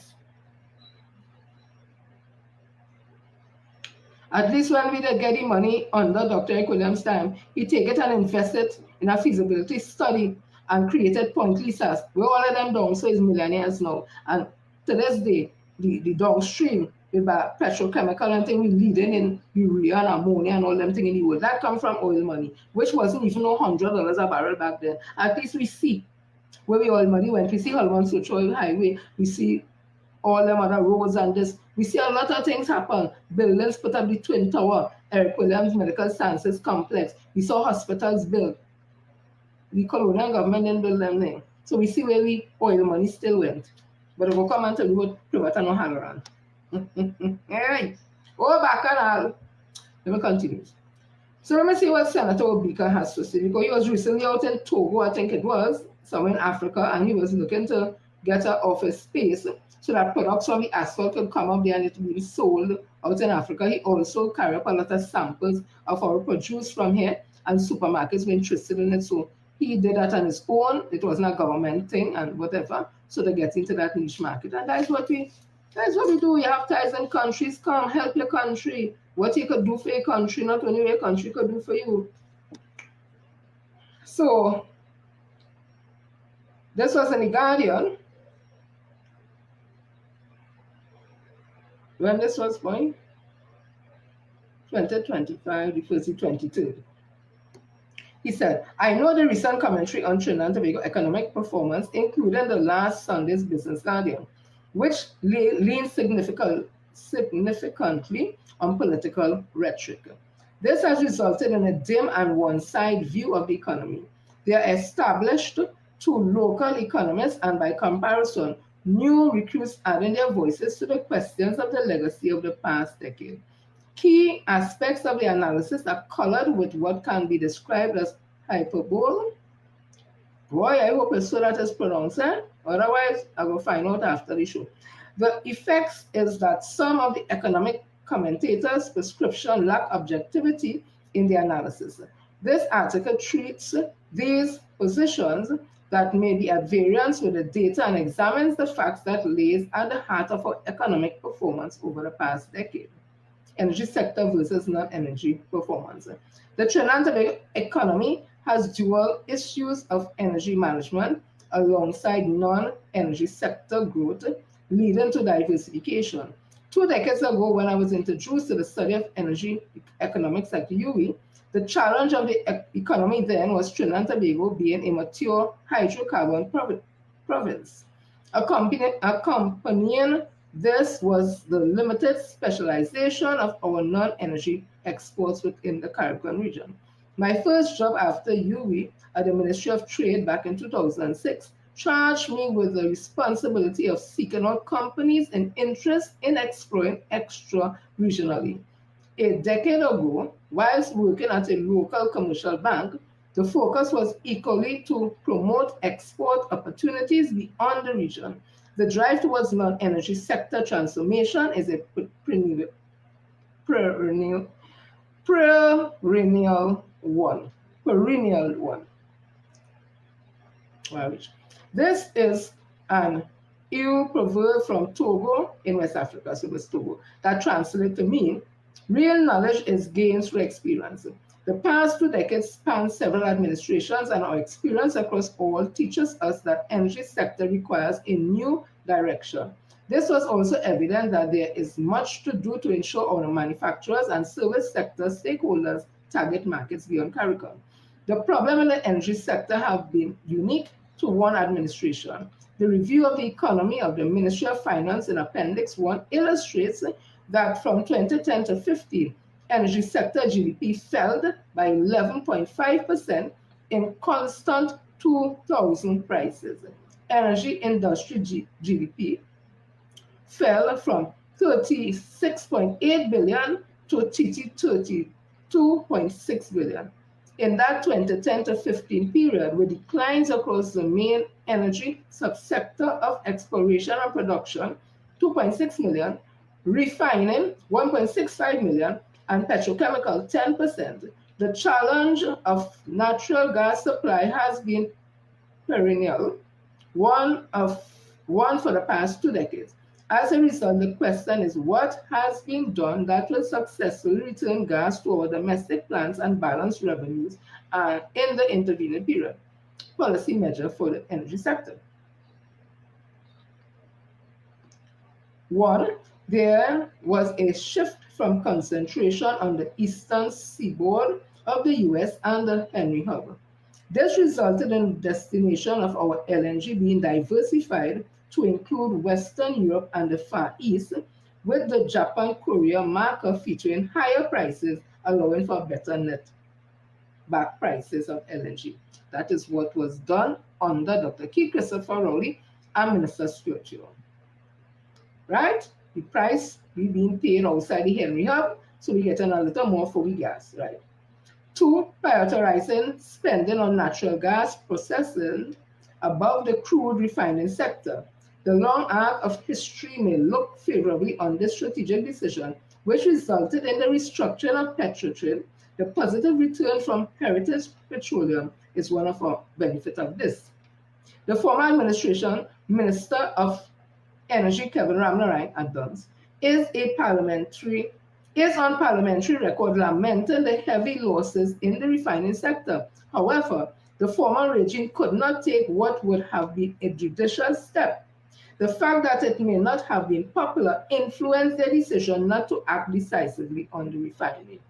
The remodeling of a small open petroleum economy shifting from crude oil to natural gas would require a government with the capacity to take a tough decision. The current administration made what was undoubtedly a difficult decision with Point-a-Pierre refinery. In effect, the government chose prudence over popularity, long-term benefits over short-term political gain. It is important to note that in the region, refinery closure is not a strange occurrence. Amongst the latest includes closures being in Curacao in 2018 and St. Croix in 2021. 3. Finding new markets for energy companies headquartered in Trinidad and Tobago, whether state or privately owned. The participation of the National Gas Company via its subsidiaries in the energy sector in Africa is a testament of the fruit of this strategy. This is evidenced by the technical service agreements between Phoenix Park Gas Processors Limited and the Gas Gathering Limited of Ghana.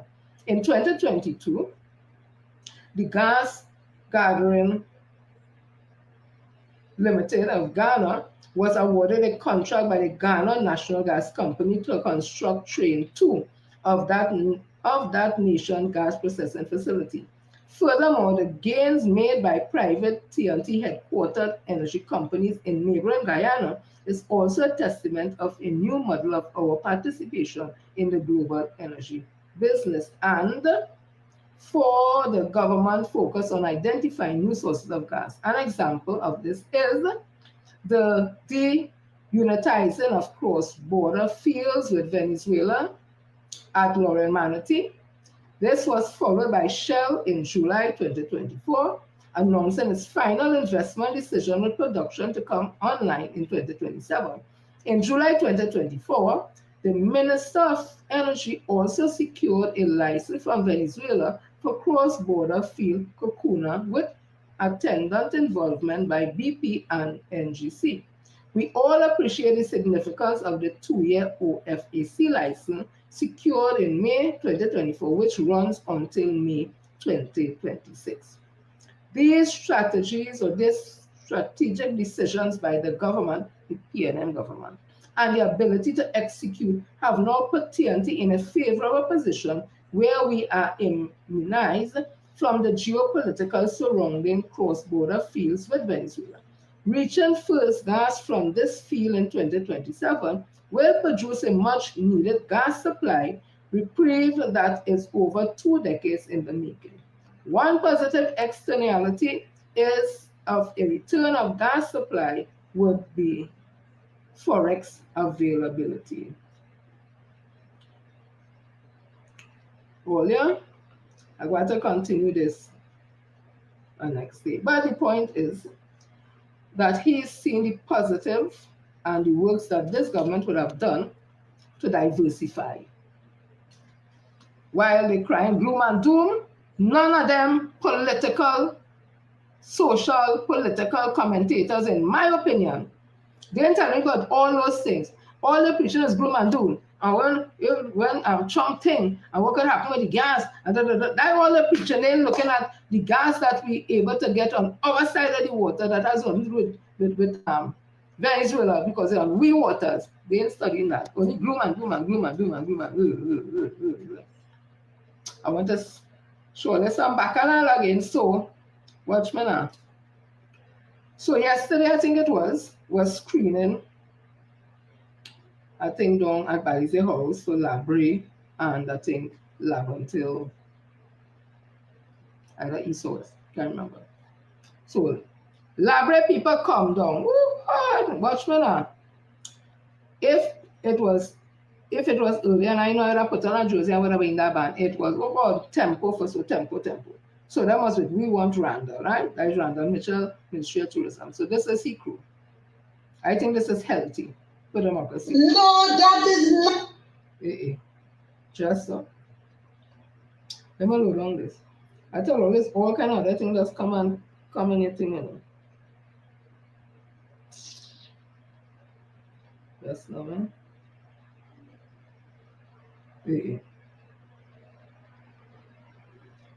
Oh, Lord.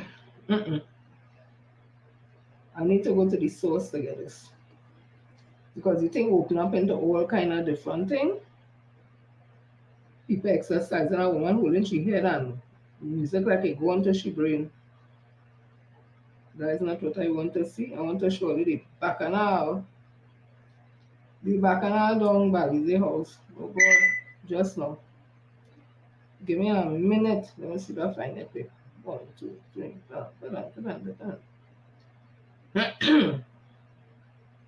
Let me see them here. Right. Okay, guys, after. Before. Right.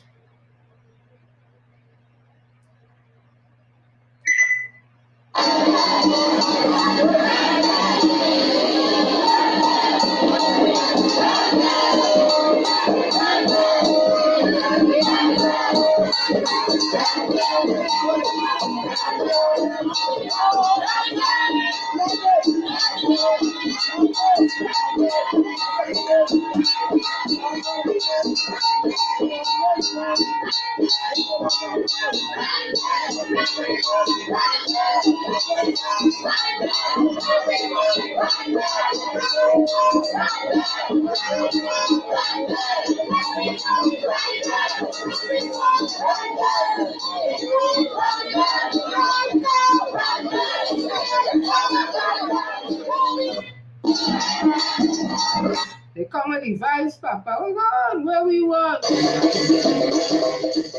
Where we want. Where we want. Let me see the next crew now. It's the next crew come along with Mr. Pierre. Oh God, them that hot tobacco. Let me see if I find them. Randall, where we want. Randall, they. God, they come down from Labre. I can imagine a maxi coming down, them singing whole time coming down from Labre. So that is this one, and this one is for. This one is for Jamel Pay. So he had the crew too. Yes, no. Oh, yeah. He's down from the street.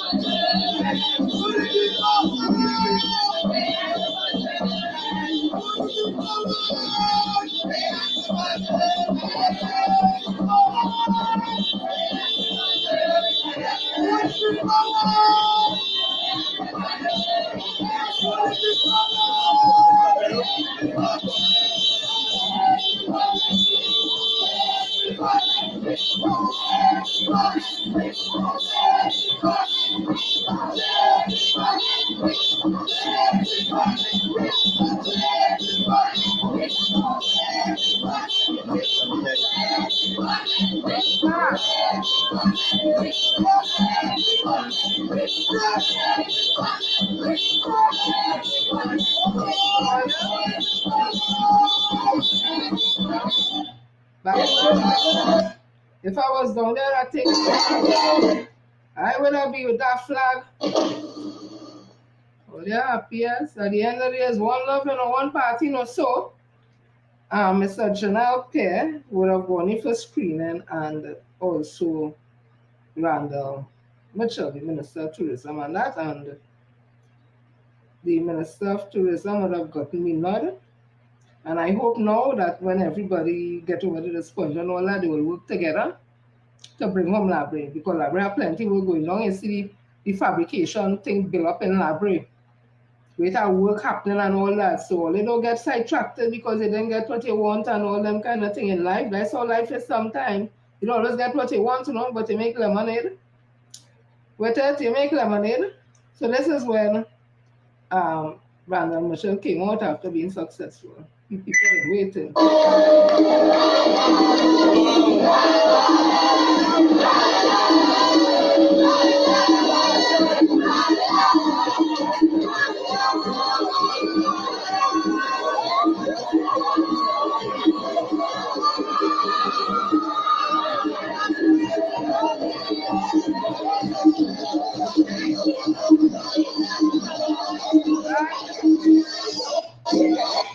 So we will see how that goes. At the end of it, there's one party, one vibes. Get over it. And now I'm seeing that Minister Leon, he had indicated that he will not be going back up because he has some personal issues to deal with. But he has promised to show his support, and that's how we go, behind the new candidate. And the new candidate is, watch for them Rastaman and them coming out now. Hey! Mr. Birchwood. Let's see.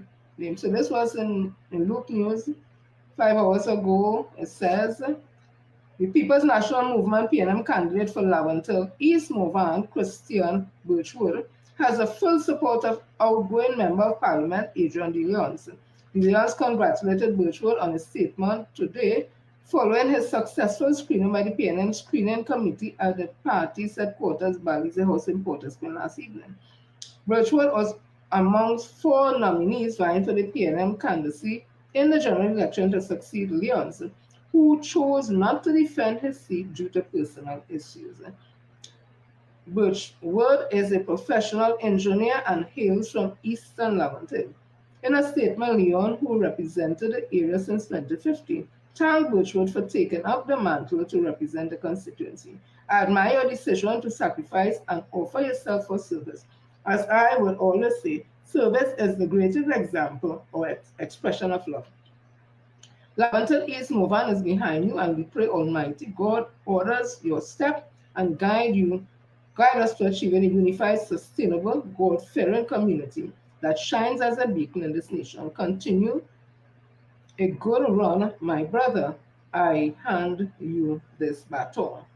So let me see if I can get a bigger picture of him. Oh God, make it a big picture. Let me see him. Oh God, he cute, eh? So that is Mr. Birchwood. So now we have, coming up, we have now Minister Skeet Scotland, we have Attorney Kareem Marcel, and we have Mr. Christian Birchwood. Wow. So some exciting times ahead for the East-West Corridor. So it's all hands on deck, Don't study or talk with people, about who like one, who ain't like one, who ain't like one, who ain't like. I'm going to tell you something. You rather like somebody, training like somebody is not coming up and say, oh God, I like you. Oh God, no. Because that was words, it's action. Yeah? So we study small talk. So let me continue, boy. Hey! So I see somebody, oh gosh, you see him? That drunken one, Anil. Put up a post, somebody put that in here, and I mean, he help nobody.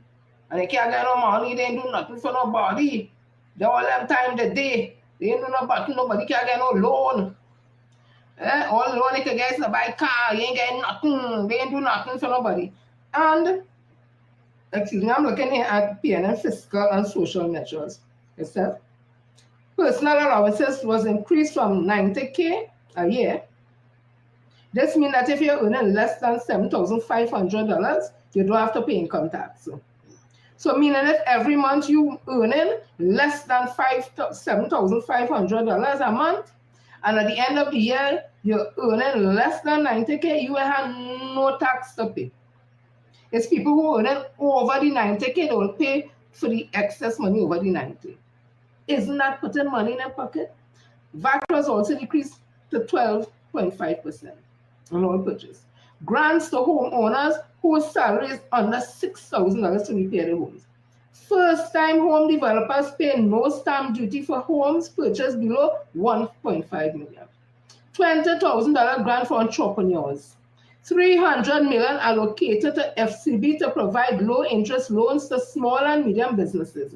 Loans are 100% guaranteed by government. Me and see they say it's loan to buy no car. This is for small and medium business. If your business is in car business, well then, the bank allocated, not the bank, $3 million allocated to FCB, because that's the government bank, to provide low-interest loans to small and medium businesses. Loans are 100% guaranteed by government. Housing and Village Improvement Program, you provide the land and the government will build your low-cost home through a small contractor. So how they say the government ain't getting nothing, that you can't even get a loan, you go in and only get a loan to buy a car. I read it again because sometimes people don't hear. In the fiscal social measures, I sure it have more, I'll get some more. Personal allowance increased to 90 grand a year. This means that if you're earning less than $7,500 a month, you don't pay no income tax. VAT was decreased to 12.5% on all purchase. Grants to homeowners whose salary is under $6,000 to repair their homes. First-time homeowners would not have to pay no stamp duty for homes purchased below $1.5 million. $20,000 grant for entrepreneur. $300 million allocated to FCB, that First Citizen Bank, to provide low-interest loans to small and medium business. The loans are 100% guaranteed by the government. Housing and Village Improvement Program, HVIP, you provide the land and the government will build a low-cost home through a small contractor.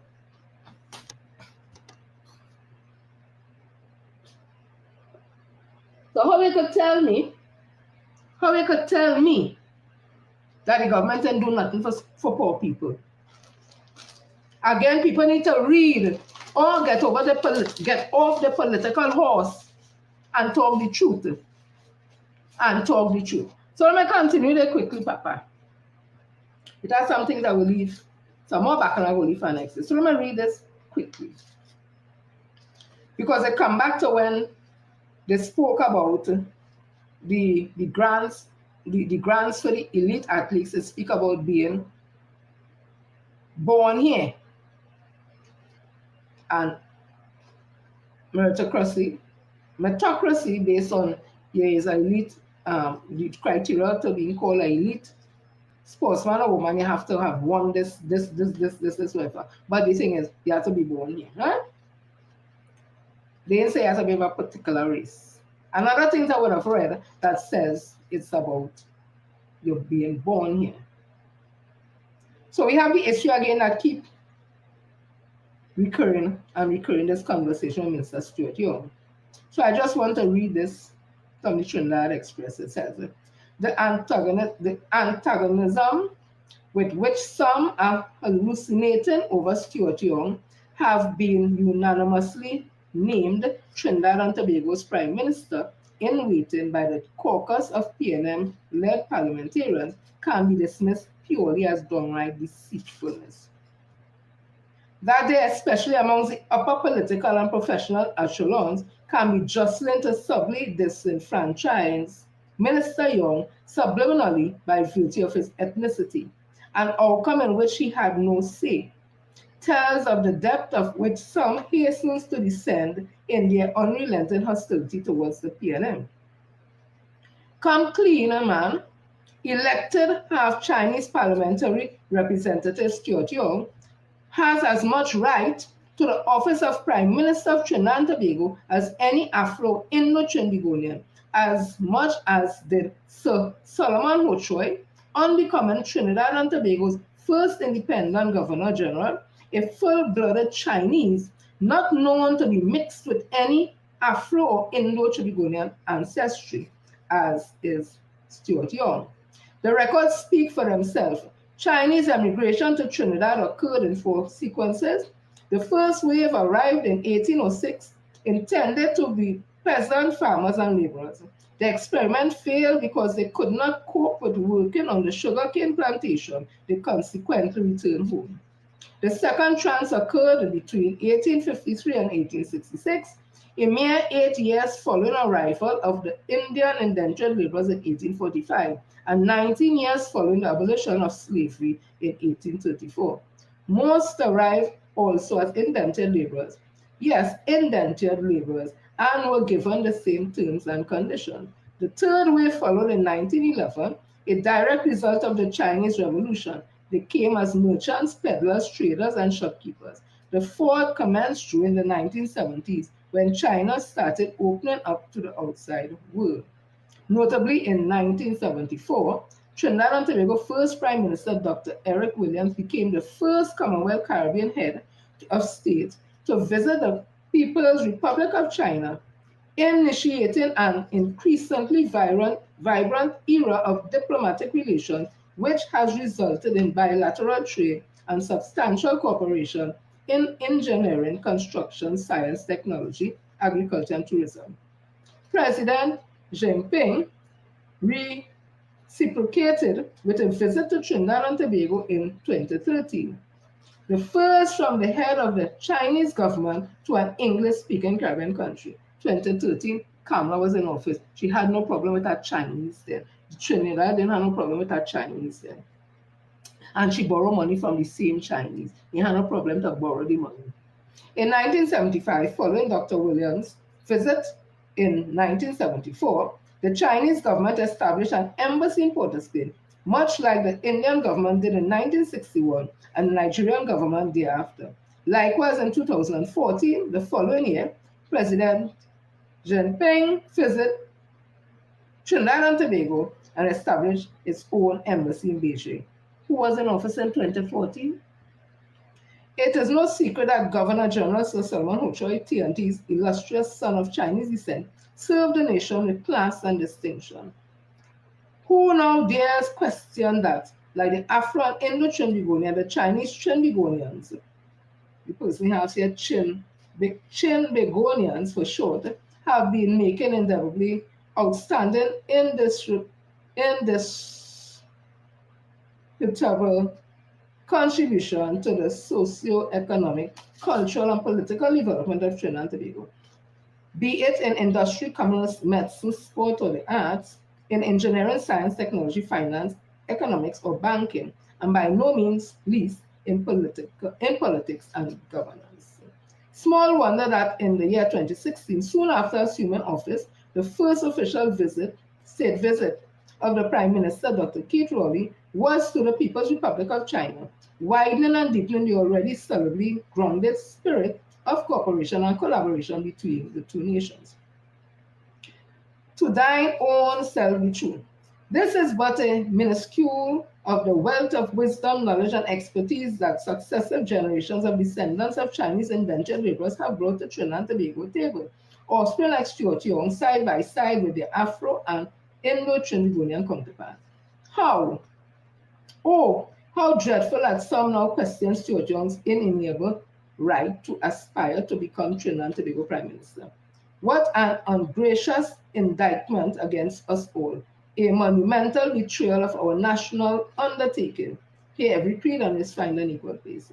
Trinbagonian Young has as much right to be Prime Minister as does any Afro-Indo-Trinbagonian.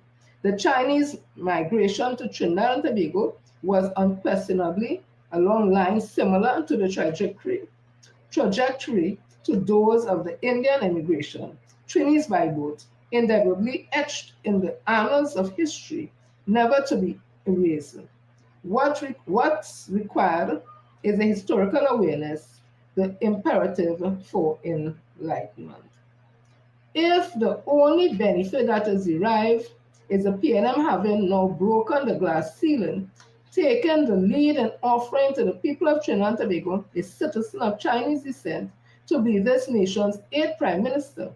If all that ensues is that our eyes have been opened wide to honoring the rights and privileges of minorities, citizens other than those of Afro or Indo-Trinidadian ancestry, I say, to God be the glory. It may well be the heralding of an era of bountiful possibilities, simultaneously no longer belying the words of our national anthem. Here every creed and race find an equal place. May God bless our nation. Roy Mitchell, a former special advisor and coordinator of the National Tripartite Advisory Council. And again, I want to say, Dr. Eric Williams' mother was of the Bossier clan, which were French. French wasn't African, which were French, who went with an African woman, of course, Negro, of course, a lay person, and make child. So Dr. Eric Williams came from a bougie class. He wasn't total African. Yeah? So people, let me play a blast from the past fast for you to understand where we must never go again. Never, ever, ever, ever, ever, ever go again. Let me just play this quick. Only remember this. When the Ting asks, you need to just know. The UNC Attorney General, Anna Ramlogan, lied to the courts to prevent the PR accused from being extradited to the US. So listen to what Dr. Rowley said. Anna Ramlogan, when the government, under his guidance, went to court and told Justice Buru Singh, when those people, some of them came to the end of their tether and should have been extradited to America to have their case tried there. The Trinidad and Tobago authorities under Kamala Prasad Bissessa, under Anand Ramlogan, went to court and told the judge, don't extradite them. A trial is imminent here. And therefore, it is not fair to have them go to another land. They should be tried here, in this land where the crime was committed and the trial is imminent. On that commitment to the judge quashed the extradition. That was almost 10 years ago. What do you say about the Attorney General going and telling a judge that? And the judge believed the state's officer and acted upon it. And when I said I was disgusted by that, he sued me. And the lawsuit lasted until they lost the election. Then he discontinued the case. That was to try and shut me up. But as opposition leader, I did my job without fear or favor, malice or ill will, and I kept it going. Right? Remember that? Section 34. Never forget. Listen to this one too. And I will bring something in context and we'll see who is really the racist. Logan. No, sorry. When the government... Sorry, wrong one. They don't care how they stay in this country. Huh? There was a time we were in economic difficulty, all of us were in the same difficulty. They encourage people to leave here and go to Canada and tell the Canadians that they are refugees. And that when people raping them and they call the police don't come. But the Canadians knew better. But the end result of that, those lies, is that all of us were put on visa for Canada. Up until the UNC did that, we used to go and come to Canada free. The UNC caused this nation to be put on visa. Right? Thank God coming out of that, we now able, those things were worked out after years and years, and I don't think we need the visa to go again. But it was due to what Kamala and them do. But listen to this. And that rape they're talking about, they were saying as African men raping Indian women with Rasta away. And when they did the investigation, after they do all they do, in Canada, and Canada did the investigation was Indian men raping Indian women. Well, remember Hulsi Bagan? Remember she? Okay. This is only memories of Hulsi Bagan. It was Jonah Diaz, a Dominican-American writer, who said, stereotypes are sensual, cultural weapons. That's the way we attack people. In 1993, former Member of Parliament Hulsi Bagan made an outlandish and dangerous claim when she said that men of African descent were terrorizing and raping women of Indian descent in central Trinidad.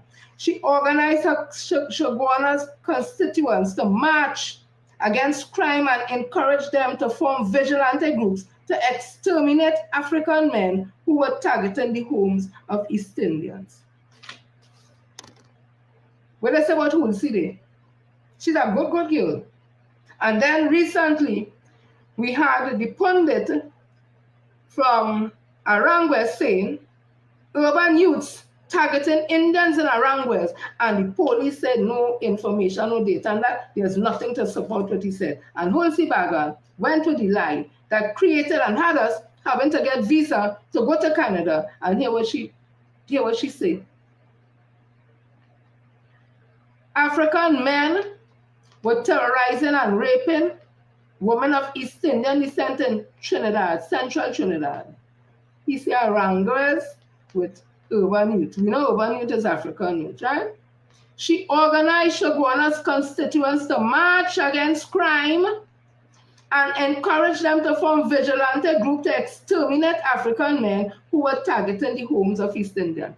And then I told you all about HP Singh with the organization, the Indian Association of Trinidad and Tobago, when the contingent of the opposition led by Reginald Capel went up to Marlborough House to stop the draft constitution of Trinidad and Tobago first to get our independence from the former colonial masters, that down in Trinidad here, they were planning things like the same thing here, form groups, train them, and to carry out violence against African people in the community, and to damage bridges and police stations. So when I read these things, how it is I am being said that I'm a racist, and not the people who carry out the acts, these nasty acts against us, that them is the racist. Is it because I bring it to the fore and people are uncomfortable? But then when you all call me monkey and ugly and Doncy, PNM, Doncy head, and all kind of thing. So that is quite okay. That is being loving to me as an African woman. And those things are not true about me. But when I speak about things that is written by people who are more learned than me, you could pick up a book and find it anyway, because I come with research. This what I read in here was in the Trinidad Express, April the 30th, 2023, updated April the 30th, 2023. It said Hulsi Bagan. Me didn't say so. Nothing wrong with them for saying that. But that is how it is. But people who know the truth, because you can run as much as you want, but the truth like a drip, drip, drip, drip in a bucket, the bucket will full and overflow and people will know. Yeah? Me will never advocate hate between the races. As Rasta, I never do that. But I will call out the inequality and the hatred some have for us. And do African people have hatred to some Indian people? I am sure that they do. Because as human beings at the end of the day. But I have not been in the space with African people who does express no hatred for no Indian people. Where you want me to lie? But I have been in spaces with people of Indian descent who would have expressed hatred for people of African descent. And the first thing they like to call you, when they say the N-word on your day, then I say, it's not you we talking about, you know, it's them. Tell me a lie.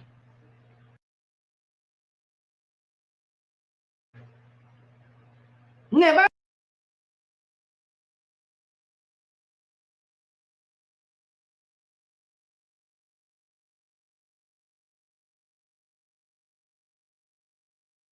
you were talking about it when the girl down so and this one. If you call she down so that waiting about me.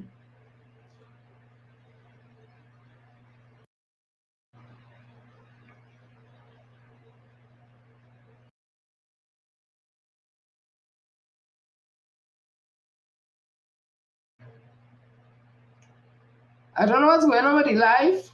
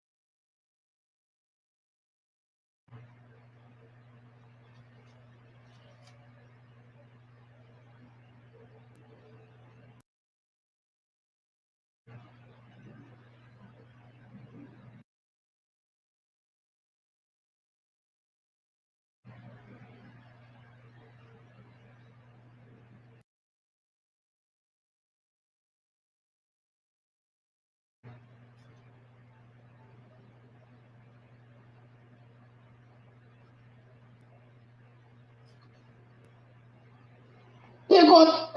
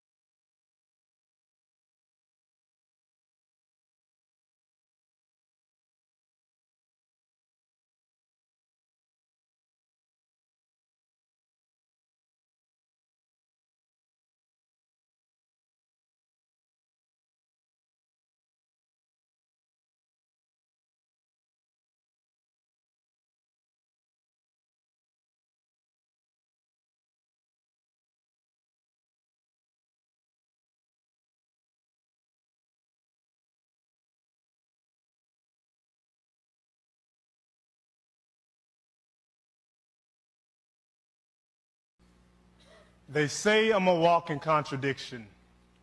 I never did drugs, and I've never been to prison.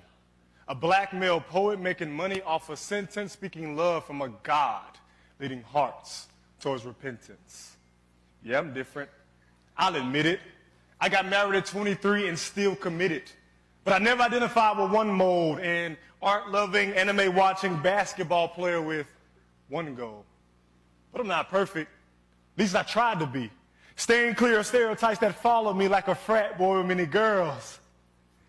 Yeah, I did that. But couldn't look at myself in the mirror to get back to who I really was. Lost at sea, surrounded by hungry sharks, but the sharks was me. Blood pouring from my wounds, all hope lost. Until I heard that strong voice saying, to save you will cost. And he died.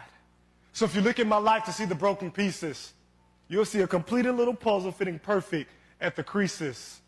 I am different. And that's okay, I'm cool with that. Because I'm a walking contradiction and there are no rules for that. At the end of the day, who are you? Because I'm just Jeff. Brown, good morning, how y'all doing? Y'all good?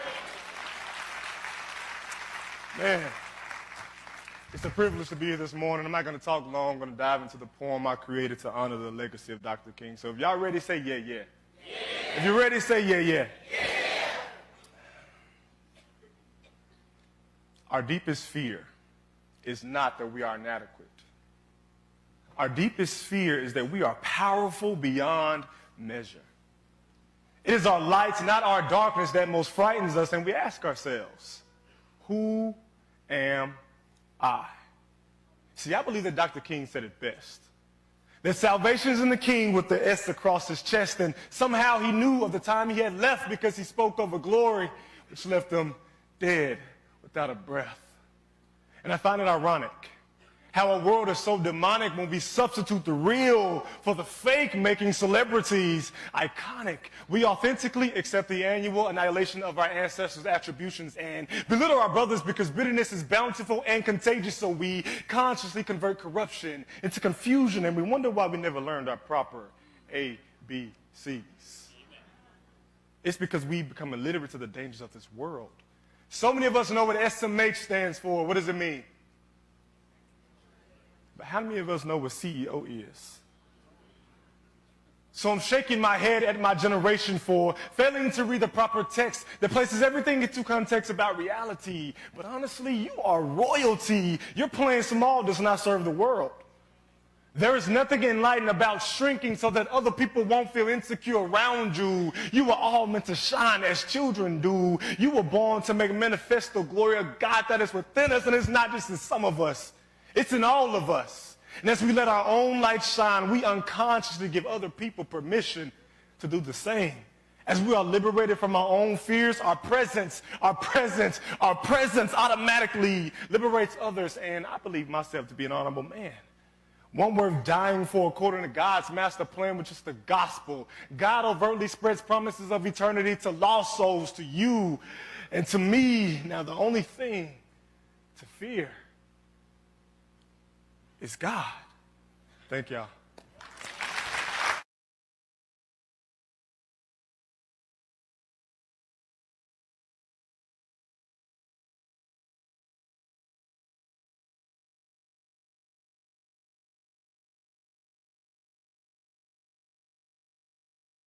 Bounce Up Central Network. Tune in for shows like Let We Talk to Ting with Sister Jenny every Monday, Wednesday, and Friday at 5:30 p.m. Dauntless Defenders of Good Governance, Wednesdays at 8 p.m. Culture Points on Thursdays at 8 p.m. and Sundays at 5 p.m. And Fine Point with Fearless Warrior at various showtimes. For more news, informative content, entertainment, special events, discussion forums, Bounce Up Radio, movie watch parties, and to even bus a mark anonymously, visit our Bounce Up Central Community Hub, the platform that's We Ting, created for we, by we. Keep the conversation going, even after the show. Chat in real time on our 24-hour live chat at bounceup.com. If you have a passion for news, politics, culture, music, sports, technology, and helping your community, we invite you to come join the Bounce Up Central Network family. Come join us